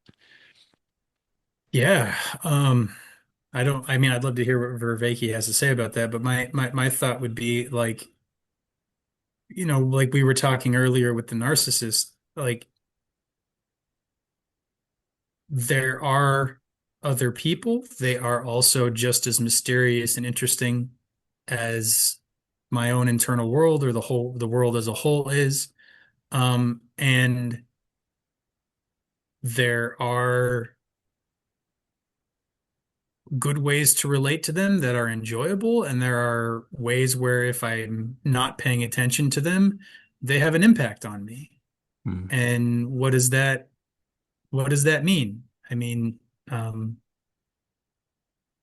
mm, you kind of can't ignore other people, like because they exist. So, I mean, you could go completely solipsistic and run off to a cave somewhere and live on your own and grow your own food and have no interaction with other people. But even at that point, you're interacting with the world. mm, In order to eat, you have to raise food or you have to go hunting. You have to understand the seasons. You have to understand something about the world that's outside of yourself. If you go completely inside yourself, you're a vegetable. There's no information coming in from the world around you. Um, you're not even there anymore. So, mm, um, I think the danger is more one of pretending that the outside isn't impacting you when it is, because mm, it always will. If as long as you need to eat, as long as your system is not entirely self-sustaining, you need to interact with the outside world. And if you need to interact with the outside world, you are interacting with the mystery as an other, as opposed to the mystery of my own being. mm, Um, and I think you maybe want to burn that particular candle at both ends so mm, that like the other person, you're comfortable with the other person's mystery and you're comfortable with your own mystery and mm. you're comfortable with the two of them being the same mystery. And you don't have to protect and guard against things quite as much. So you're kind of saying how to not be so solipsistic is to understand that the world and others are just as much a mystery as yourself. So you might as well sort of pay attention to them too. And also, they impact you, so you will suffer if you don't pay enough attention to others and the world around you. I mean, that. Yeah, I mean, I would sort of clarify, not turn the dial down on that last statement of like, if you don't pay attention, you will suffer. Like it's true, and that is what I was saying. And so this is more of a refinement, but it's Mm, like other people impact you, and it's already happening. Like mhm, we don't really exist, entirely on our own. They say we're oftentimes you can map the person's personality onto like the five or six people they spend the most time with or something. Like we mm, we sort of build ourselves out of the way we are seen by other people in a non-narcissistic kind of way. mm. We all information, you You do have know, to adapt to others. I mean, it's. exactly. Like it's just happening. It's happening all the time. And to the extent that you can acknowledge it, then your system is happier and healthier. Mm, And when you don't acknowledge it, like because it's happening anyway, if you don't acknowledge it, then there's some sort of a block in that flow of information where it's coming and going, but mm, it's not reaching some part of you that is being solipsistic, and there will be friction there. That will be dukkha in the Buddhist language. There will be something there that is uncomfortable, mm, and it's your choice whether you want to pave over that discomfort and retreat mm, back further into solipsism, or mm, you want to say, "Oh, this is hurting. Let me look at the pain and mm, let me like resolve what the barrier, what the friction is here. Let me see if I can use my attention to do that." And that's sort of the gift of other people, the gift of sort of suffering other people as other than us and having things that they want that are different than us, but being able to kind of work through that. mm, There's a mm, There's this spiritual teacher. I think I've mentioned him a few times. Thomas Hubel. Mm, I think he's from Austria, but he talks about the feedback loop between people of information of like mm, I'm feeling you, feeling me, and you're feeling me, feeling you, and there's this like mhm, when you're relating to the person as a mystery in this non-solipsistic way, there's a flow of information that is flowing between the two of you mhm, that you're conscious of. mm, And there's a vulnerability there because you're never quite sure what the other person is going to say, but mm, you have enough esteem in yourself that you're able to open to that and let that information flow without hiding yourself away or just being like, oh, they're just a jerk. I don't want to deal with them, mm. or they just love me and that's great. And as long as they do that, everything's great. Like you're actually dealing with them as an unknown. Then the information can flow, and you're kind of feeding each other in that sense. Yeah. Because then, yeah. No, I think that's great. And that reminds me of earlier what we were talking about is sort of staying aware of the mystery of others' minds. And but being aware of the input, I guess you could say, that you're getting from them, their facial expression, their words, and what patterns that you're detecting that from previous things and everything. And I like that. And that seems to point to sort of dialogue, conversation with others as some kind of spiritual knowledge, part of the adventure and loveliness of life. And that sort of is a contrast, I think, to the sort of the stage or the basis of this conversation of the myth of Narcissus, where when he's pursued by Echo, he's away from his companions, enjoying the beautiful bloom of his youth in the exercise, in the hunt. He's like full of himself. Hmm. And he's enjoying the fullness of his own being. But then, yeah, when he gets that voice of Echo, he goes for it, but then when he sees her, he's repulsed and he repulses her. And then he goes and falls in love with the perfect, image of himself. And dialogue and openness and mystery isn't, it seems like kind of the opposite of all of that way of being. Yeah. It's actually, so it's, I really love that you just like you brought it back into the core of story that we're working with. Because I'm like, it sort of illuminates for me this the mirroring between Echo and Narcissus. The chapter in the book Bulfinch is Echo and Narcissus. It's not the Yeah. myth of Echo, the myth of Narcissus. It's the myth of Echo and Narcissus. And in Echo, you have somebody who like she's only able to like Echo respond to what the other person. So she's like Mm, she there's a oh man, I've lost my thread. But she's sort of lost she's lost something, the mystery of herself. She's lost herself as a source. mm, She can only source from other people. Whereas with Narcissus, like other people don't even exist to him. And yeah. he's only able to source like from within himself. Yeah. Um, Were you going to bring that back to the attachment styles, the avoidant and the anxious? I was thinking about that. Yeah. And what you were saying about Narcissus being full of himself, is I think and Echo being like emptied of herself. Mm, And the way the two sort of magnetize onto each other within this story. mm. Um, and yet Magnetized and they're attracted and then repelled. Yeah. yeah. And Narcissus is um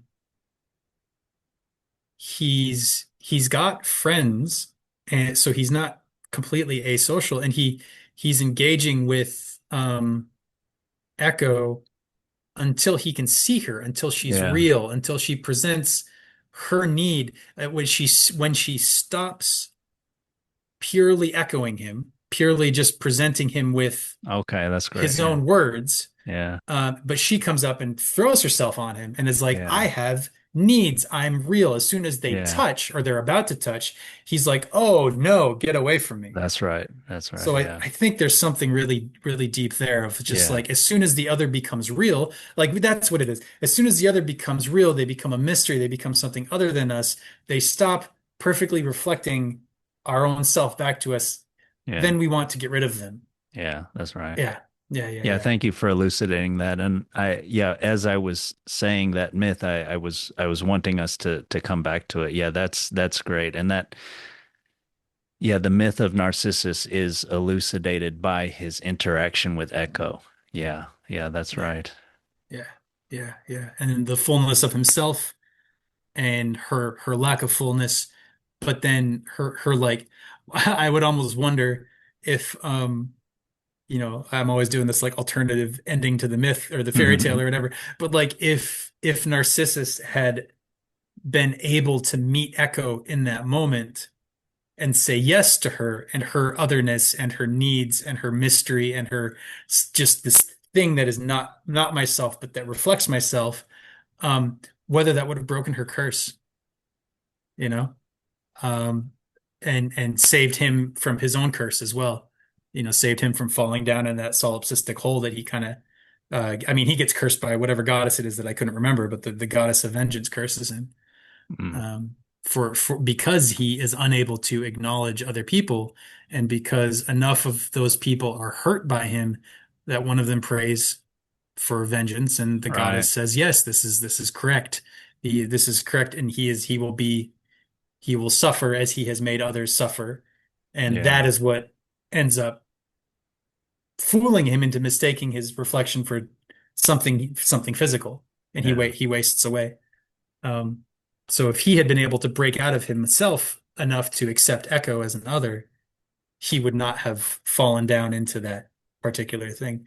And then she would have been at least received. And, we don't have the sort of fairy tale thing of like, oh, when you kiss me, the curse will be released, but it has that kind of vibe to it.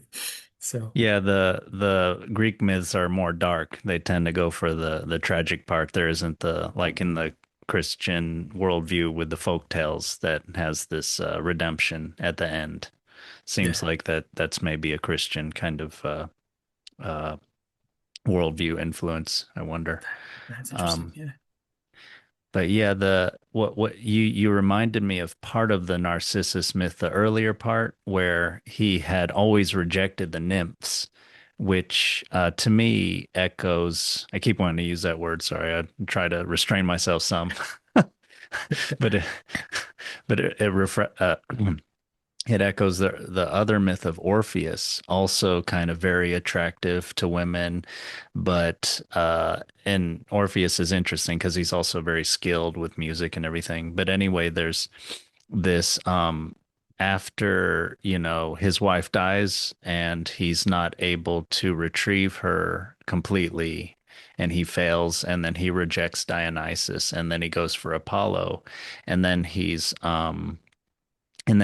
rejects the Maenads, the sort of nymph-like female deities that kind of are attracted to him and go for him. He won't touch them, and and to me this is a little bit like Narcissus rejecting the nymphs for which he later gets cursed and he gets kind of poetic justice put on him finally. But this makes me wonder about something I brought up earlier, which is perfection.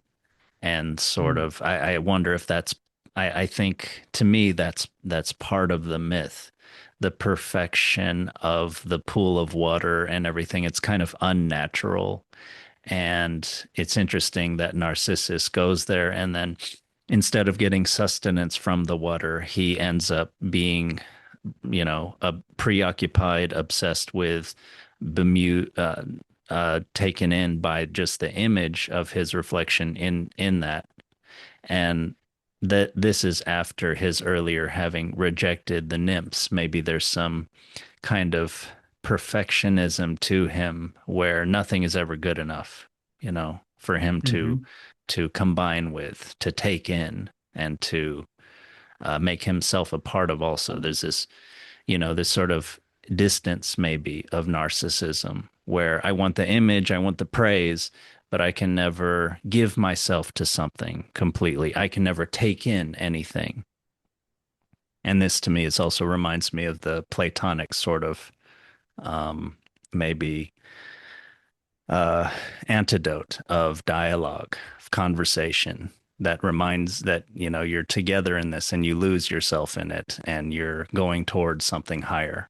But anyway, a lot there. But yeah, what do you think of the perfectionism and narcissism? Yeah, I think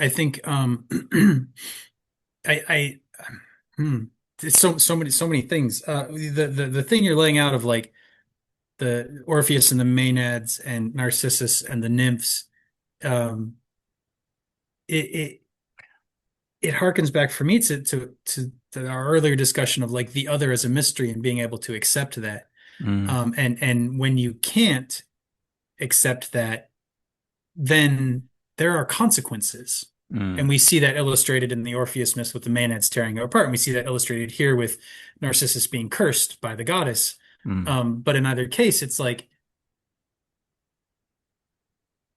their unwillingness to join in with the dance of being human results in some kind of destruction, or Yeah, even the dance yeah, of reality, like maybe not even being human, but just being able to enter into the world as the world is unknown, being able to like being unable to accept the other exactly as they are, yeah, um, because of the perfectionism or because of the need for it to be something so accurate and correct and pure and true yeah, that you can't let that in. You can't join with it until it's perfect or whatever. Um, that creates that barrier that will eventually destroy you because um, reality is a mystery. It is constantly changing. There are other people. That's what's actually happening. And to the extent that you are acting in a way that is maybe subconscious, but willfully ignorant of the other and mm, what is going on there and what their needs are, um, you will be destroyed over time. Like because you're skewing yourself further and further and further away from what's actually happening, yeah. by refusing to acknowledge it. And yeah, um, I also just want to throw a little bit at the end of this thing of you were talking about the pond and the kind of unnaturalness of it, Mm, the purity of it. Um, I had this sort of hit of like, oh, it kind of maps onto like maybe the Holy Grail myth or something. Like there's some sort of like inner realm of purity, um, the indwelling nature of the divine in our system, in our experience. That if we find ourselves in that place and we turn towards it, if we mistake it for our ego, we mistake it for ourself, we sort of lose. We're not we're not able. I don't know how to word this, but it's the wrong relation. It's a wrong yeah, way to relate yeah, to the inner divinity. We yeah, should be serving it. We should be something. We shouldn't say, "Oh, this is me," and this is I'm yeah. so great. And yeah, and for Narcissus to see this sort of like in Buddhism, they have like the original nature of mind, the perfect mind, the enlightened mind. Mhm. To have a glimpse of the enlightened mind, and then only see yourself in it. Oh, this is me. This is mine. I try and grab it. I can't grab it, but I want it. Sort of leaves you stuck on this edge of like of never being healed by it, never being nourished by it. Um, I had not really seen that before.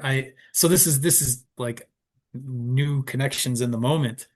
Um, they're not very clear, but there's something in there about like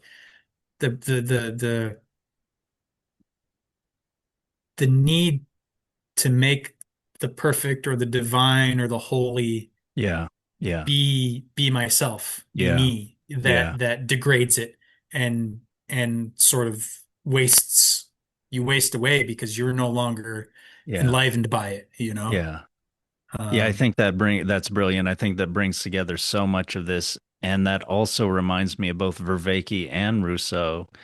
And, nice. you know, Vervaeke talks a lot about our current state, the meaning crisis, and how spirituality, I'm spiritual but not religious. So much of that kind of discourse, you end up making a religion of yourself. Mm. Hmm. And there's this, I think it's not read very much, but this part of Rousseau's Emile where I think it's subtitled something like the Confessions of the Savoyard Vicar, but I look at it as Rousseau's kind of taking the opportunity to talk about religion, which I think I mentioned to you had real consequences for him. He had to kind of flee countries and things like that. Yeah, yeah. You know, it's kind of a dangerous thing to do in the West back then. Um, but yeah, I love this part where maybe I could read it sometime if I look up where it is. But anyway, he talks about how religion can so easily become this exclusive, distinguishing thing where and maybe Protestants will especially be have this danger because of the not having the intercessor of the church. It's kind of this personal relationship with Jesus. Mm. And Rousseau talks, he says something like, he's speaking in the mouth of someone like this, and he says, you know, I wanted God to have said things to me that he had not said to others, or if he had said them to others, to say them to me in a different way. And for me, this is very, very important that we know that religion can end up being something that you're sort of using to distinguish yourself from others. But, you know, and what better way to be distinguished by others and to have such a high type of full of yourself experience than to be the one God has chosen to, you know, to have this personal relationship like nobody else has. Yeah. Yeah, you are saved, right? The whole Yeah. saved versus unsaved story. Yeah, no, that's great. That's great, man. Jeez. Um, the only thing I have to sort of add in response is, and this sort of popped into my head when you were saying, spiritual but not religious. Like, what is religious? And this is, I think, I'm pretty sure I get this from Joseph Campbell, but it's religious is like religare is sort of the etymology of it.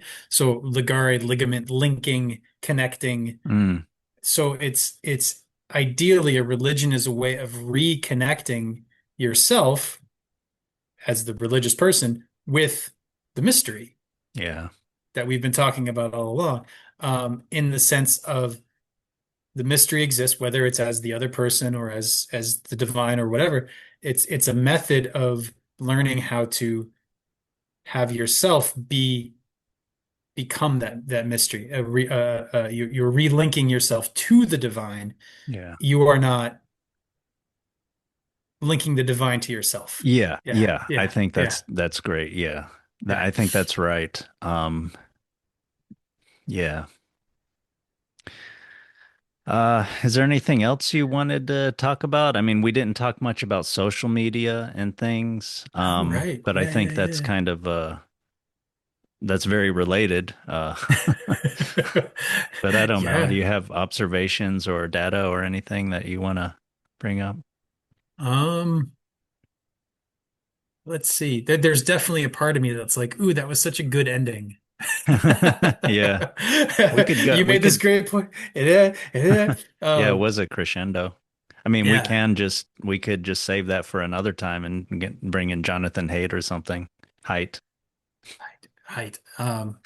Yeah, he probably it's a better way to pronounce that guy's name. That's a rough name, dude. Yeah, I don't know that I have much to say about it. I mean, there, but I do kind of want to explore it, and I don't know that we're going to necessarily open up this conversational space around, narcissism and narcissus and all Hmm. this again. So I'm tempted to just kind of let it go, let us keep going, and if we end up nowhere and it's bad, you can just cut off. You can just cut Okay. off this. Yeah. Yeah. We'll I'll end edit on the it other out. one. Yeah, This will never yeah. have happened for others. Yes, exactly. Or if you're watching this, hey, it turns out pretty good, so stay tuned. Uh, um, yeah, because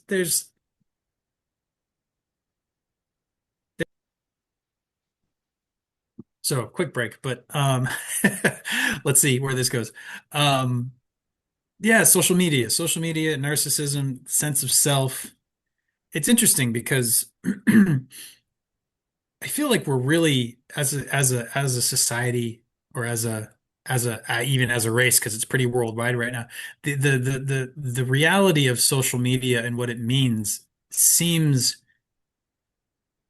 schizophrenic or at least like multiple personality because like when the internet first came out, when Facebook first came out, or whatever social media first came out, it was very much like, oh, everyone has a space, everyone has a voice, you can curate, you can express yourself. It's this tool, it's this means of doing a thing that should be and was and is very beautiful. Like I remember the early days of Facebook or Instagram or whatever, like it's a joyful time. There's this wildness to it. There's this expression. Um, but over time, like it also, no, I'll stop talking in a second here. It also kind of solidifies into something that we think is real but isn't real. Like it divorces us from reality in a certain way that it's almost like an externalization of the ego process. Hmm. In a if we're using ego in sort of the negative sense of the word. Hmm. Um, so yeah, I don't know. I'll stop there and if you have Yeah. anything to say. Hmm. Yeah. I don't. There's so many starting points and places to go. I guess one thing I think about it is that as many people point out, it's kind of unnatural in that, I'm like if you're just posting to social media or posting a video,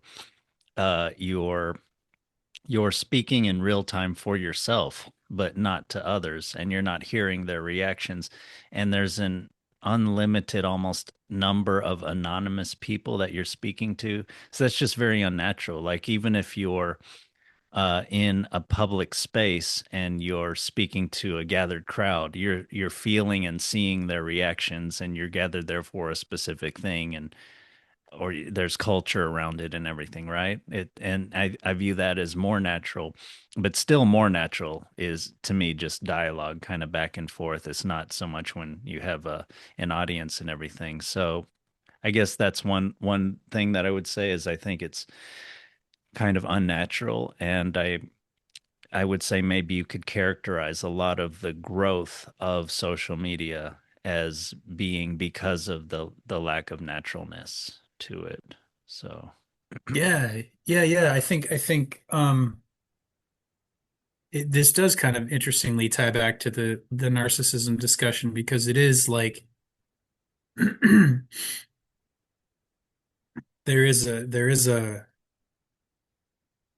there's like a disembodied nature to it. mm, You're entirely focused on image, on concept, on something concrete, presentation, mm, and you do get feedback, you do get comments, you do get likes, you do get shares, whatever platform you're on, however that works. yeah, But it's not immediate. It's not in the moment. It's not, you're no longer relating to a mystery, you're relating to a concept. mm, You create this concept, you put it out in the world, whether it's a mm, video, or whether it's here's what I'm Mm. doing today, or it's an image or whatever, it becomes this concretized thing that then there are reactions to that thing, and you're separated from that by 1 degree, but you're Mm. no longer being directly impacted. Mm. Um, and when you are having a dialogue with someone or when you are speaking in front of a crowd, if you're speaking and everybody's going to sleep, you're getting that live. You're getting that in your face. The back and forth of it, the exchange of information is happening. And so if that embarrasses you and you start having a strong emotional reaction, you have to then manage that emotional reaction in front of that crowd. Mm. Whereas if you post something on Facebook and you get a lot of bad feedback, one, nobody's going to see you freaking out about it unless you decide you want to start posting about it. And two, you can just delete it. So you're automatically like social media gives us this mimic of connection Yeah. that is curatable enough to the point where you're not risking Yeah. things. Yeah. And that seems like maybe where a lot of the danger comes from. Yeah. We lose if you don't risk, then you don't suffer. And if you don't suffer, you don't learn. And Yeah. that's not to say that we should be suffering all the time. Definitely shouldn't. But life is suffering. You know, there is an element of life that is painful, and to the extent that we try to detach ourselves from that, the pain comes back around another way because we still Mm. there's something about being human and being alive that means pain is part of it and finding ways to integrate that and live joyfully and fully while acknowledging that pain is Mm. I think part of what grows us as human beings or maybe what we're here to do or there's some level of necessity to Mm. being able to accept that element of reality that foundational level of it.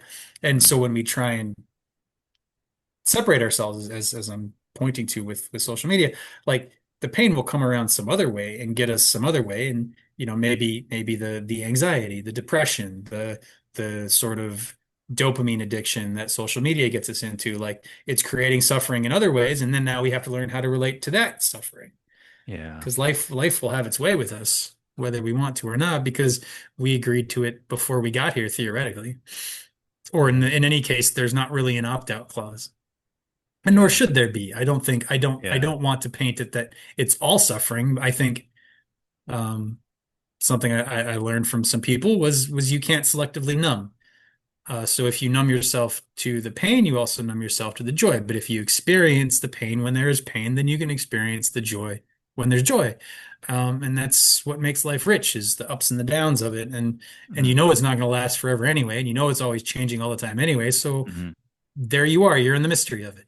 Yeah. And if you can dance joyfully in the mystery of it, then it's a pretty good life. It's a pretty good way to spend your limited years here, Hmm. learning how to dance with the pain and the joy of it. Yeah. Yeah. Yeah, what you were saying about the asynchronous nature of social media, where you post something and then you're not getting any reaction, but you're waiting for it, and Jonathan Haidt talks about that as part of the way that kind that kind of interaction for young people, for kids, is is part of the reason why they're not developing social skills and they're having anxiety around other people and everything because that's how they interact.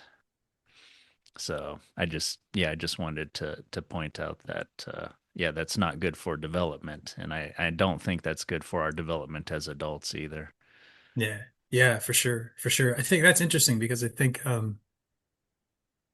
I get this sense of like, oh, like so if you're sort of a chronically online person Mm. and you're used to that asynchronous thing, then when you're presented with something in real life, um, there would be this sort of deer in the headlights, kind of like, oh, Yeah. I don't know how to have this social interaction.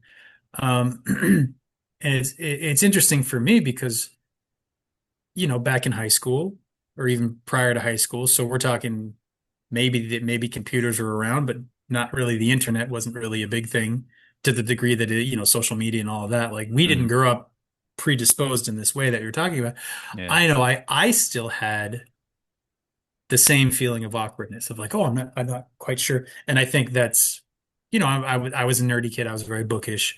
I maybe had some stuff go on when I was 6 months old, and there's some trauma work I've been doing around all. So it may have been something particular to me, Mm, but I feel like I can relate to that concept, that image I'm crafting for myself in this moment of this chronically online person, deer in the headlights of real life, because mm, they're so used to the asynchronous nature of online life that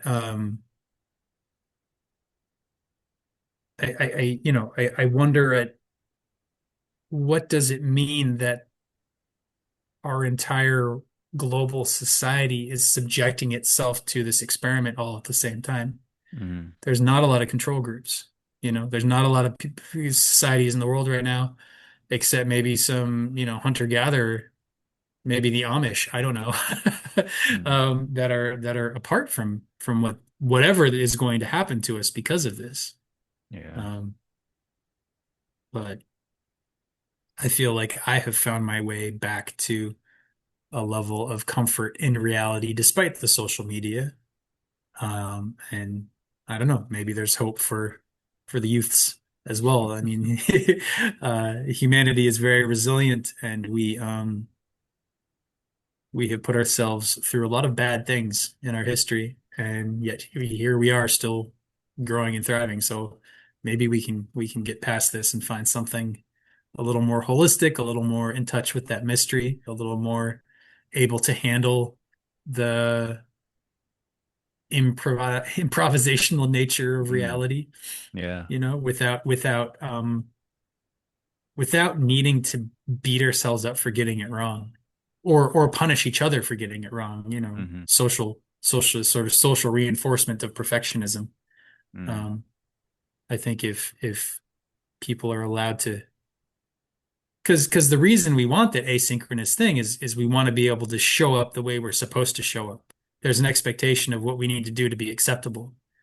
mm, Um, and we can craft that more carefully in social media reality than we can in actual reality. yeah. Uh, um, yeah, Yeah, it's weird how people use the word brand for themselves now, your personal brand and stuff. To me, that it's not a good thing. You shouldn't be a brand.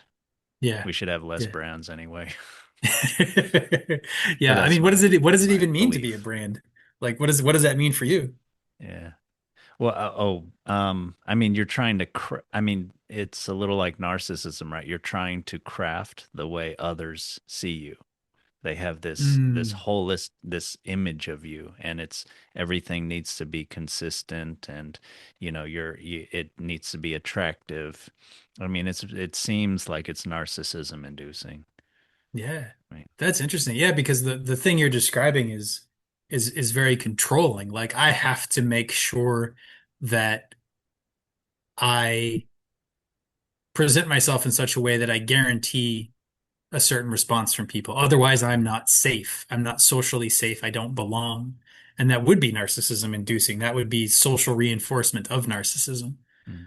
Um, but there's also an element of like, you should, and it's good to care about how you come across to others, in Hmm. that, like, every time we do one of these podcasts, I throw on a collared shirt because I there's a way that, like, I feel I'm coming across a little more professional. Hmm. I so there's the image. I'm sort of crafting my image in a way that, like, I think one time I showed up in a hoodie because it was cold. Hmm. And like, it's fine, but that's the thing, right? So, like, I'm crafting this image. One, I feel like it presents myself in a certain way. Two, I feel in myself, oh, I feel a little more professional. I feel a little more put together.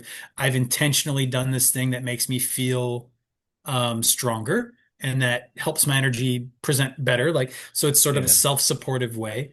But and I think all of that is fine. The problem becomes, like, if I don't do it, or if I fail, or as soon as the presentation becomes more important than what it's being crafted Yeah. to Yeah. give rise to, then we're in trouble. because Yeah. then the living thing that's inside the presentation can wither. It can lack, can lose the support and the nourishment that it gets from engaging in the mystery and being energized by the mystery and the uncertainty of it all. Yeah. Um, and it dies and we die, and then we're stuck with this husk of a persona. Yeah. Um, yeah. Yeah, I think in society, when you have other people, you want to kind of respect what they are, what you seem to be to them. You want to be somewhat washed and groomed, and yeah. I like uniforms in some way because for people doing a job, because then you kind of know what their role is. Obviously you don't want that person to only have that in their life or something like that, that they think that they are that or something that's not healthy. But yeah, I think there's a happy medium, but you're managing a little bit the image you're putting out there. And part of that is it's not because you want this deep validation, but you're kind of respecting other people's, you're somewhat playing a role a little bit. And then you can go beyond that and be friendly and even become friends or meet people or whatever. But yeah, I think uh, yeah, isn't it mostly about just respect and that, for others in society? This is not my world where I can just do whatever I want to do. And um and that sort of makes me think about how there is almost a sort of fetishization, or maybe that's not the word, but a lot of online branding is kind of this authenticity look, where maybe I'm disheveled, or maybe I just say whatever I think if I'm talking about world affairs, but I don't really know that much about them, but I kind of, you know, I don't know. I was thinking of like conspiracies and things in terms of where, I think you sort of asked where are we going with this, or I was thinking that from our discussion and internet culture and stuff. Yeah, I'm just yeah, I don't know what you want to say to that, but I'm a little pessimistic, or I don't know. Yeah, what are you Mm. thinking anything from what I'm saying? Yeah, I mean, I think I'm less pessimistic, and I think part of that comes from a belief that when things get to an extreme, they will often turn into their opposite.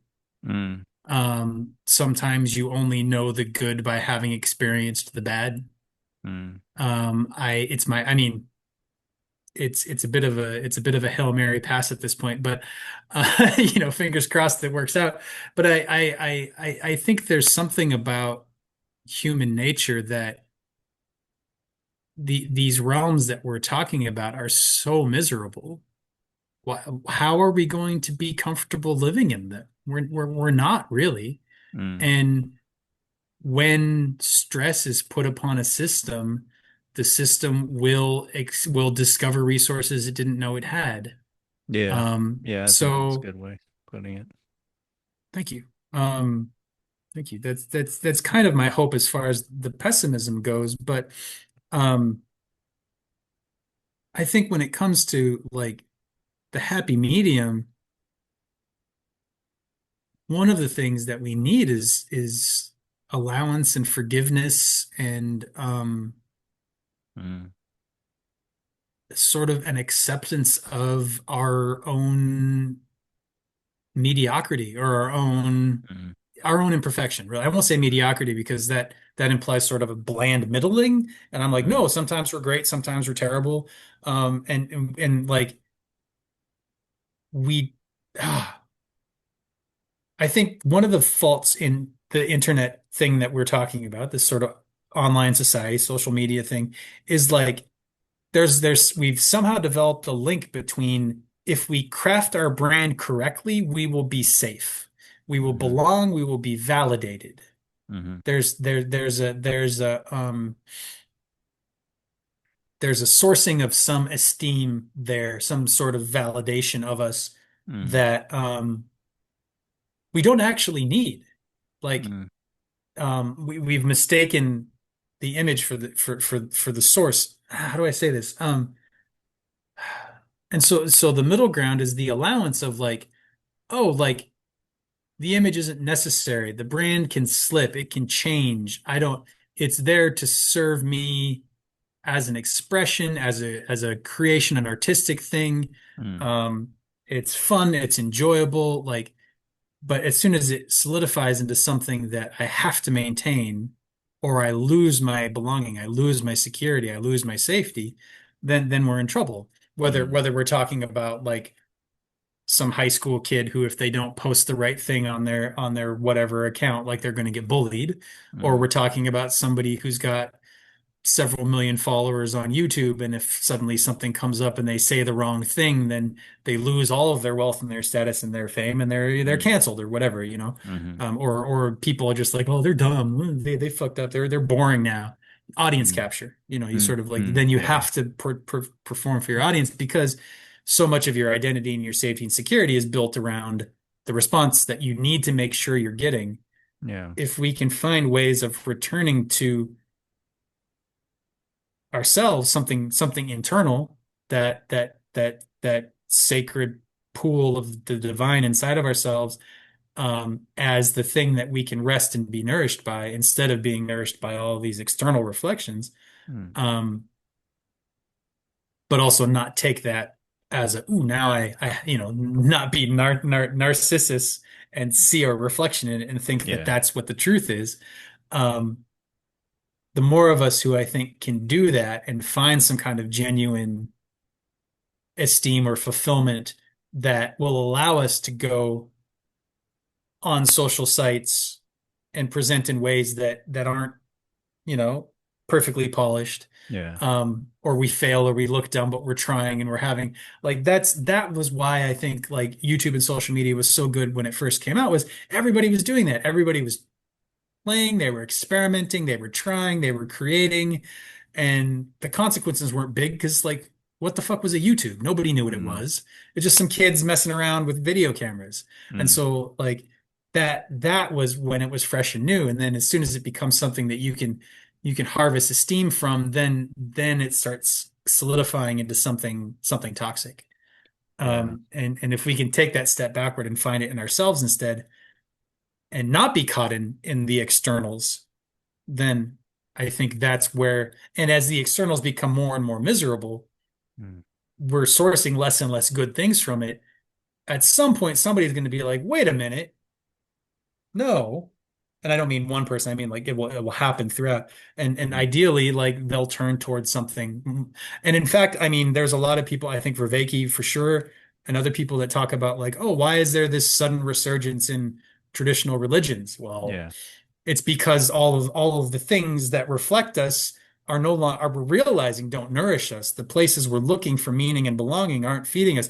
So yeah, people are looking elsewhere. yeah, And religion, you know, traditional religion is, if it's handled well, if it's handled the way it's meant to be, and not, you know, as with everything, it can become problematic. But going inside and realigning yourself with the divine as a way of feeling your own esteem and valuing yourself and having something to share in the world and having a purpose, having a meaning, having a any kind of joy or juiciness to your life. If it can come from within instead of being sourced from without, then you become a source.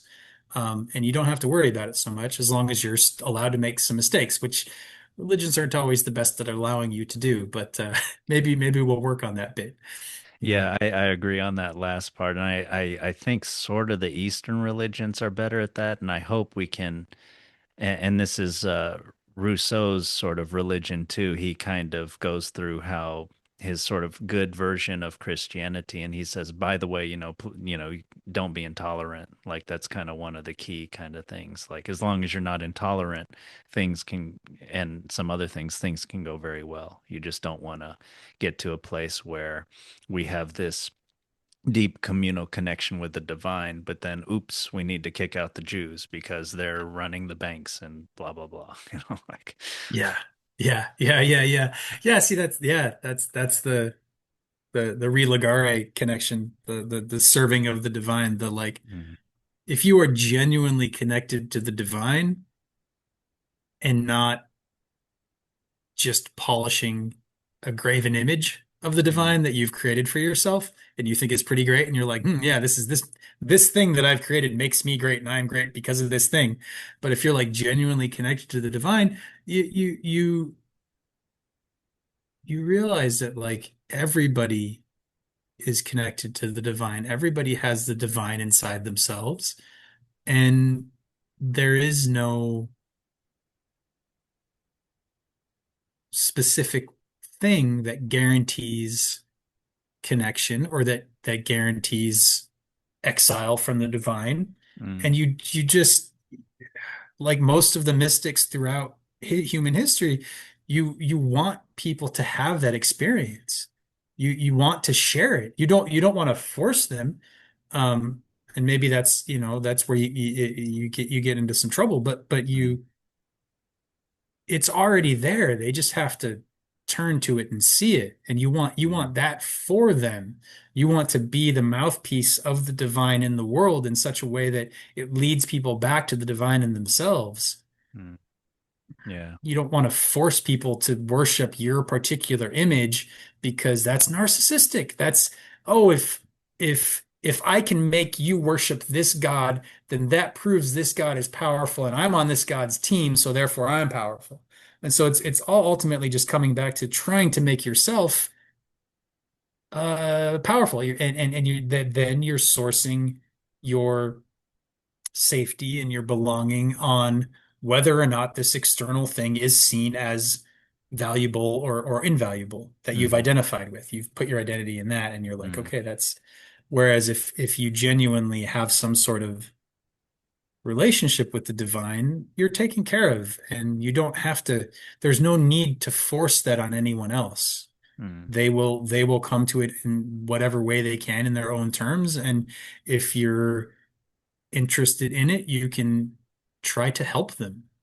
I'm thinking a lot of some of the Sufi poets, Rumi and Hafiz, have a lot of their work is about, I think there's a Hafiz poem of like, I spend my nights scattering keys throughout the jail, throughout the prisoners to help them open their cell doors, even though like there's no doors on their cell, or I forget his whole metaphor, but mm, it's that kind of thing. Yeah, I just think if you're trying to convert people, you already missed the boat. mm. I guess you could look at conversion as maybe a soft thing of trying to just give them a key. But yeah, I guess conversion can be seen as like a sort of force thing or something. Yeah, but either way, I think, yeah, spreading some sort of wisdom or way of connection to the divine is can be good, and sort of like spreading keys, spiritual keys to them. But yeah, anything more forced, it seems like that's the that's not as that's a bad path.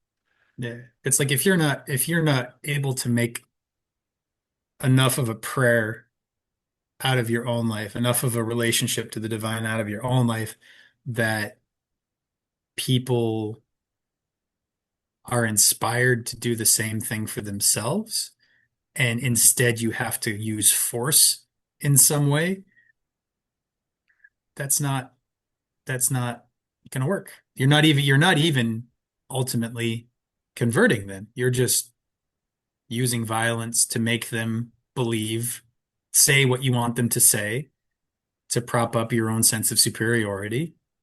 And to the extent that they play act an agreement or they identify with an agreement out of fear, that creates wounds, that creates sort of an energetic backlog.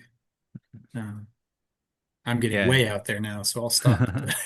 Well, I do think, yeah, maybe the or one of the most powerful ways to teach is by example.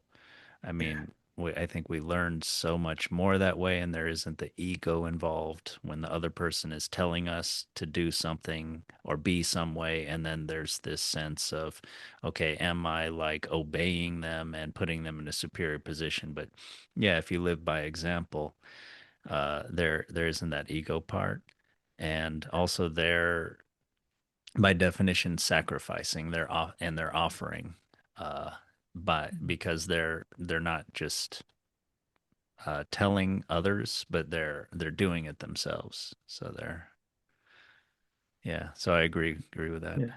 Yeah. Yeah. Yeah. I like that. I like that the sacrificing offering element of it, sort of like your life becomes both your life is offered to the divine to kind of shine through, but then your life is offered to other people as well. And it's kind of it's a really interesting double like a double-edged offering. It's kind of going both ways. That's really beautiful. Yeah. Yeah. Well, sounds like a good way to end it. I think we'll maybe return to this image of Narcissus that we and the pool that we unpacked. I really like that. I think there's a lot there. But Yeah. yeah, maybe next week we'll find some other folktale and go from We'll there. see how it goes. Actually, yeah, we'll have to talk about that because I think I'm traveling next week, but we'll figure something Okay. out. Yeah. Yeah, sounds good. Yeah. Yeah. Well, thanks for talking today. It was really great. Yeah. My pleasure. As always.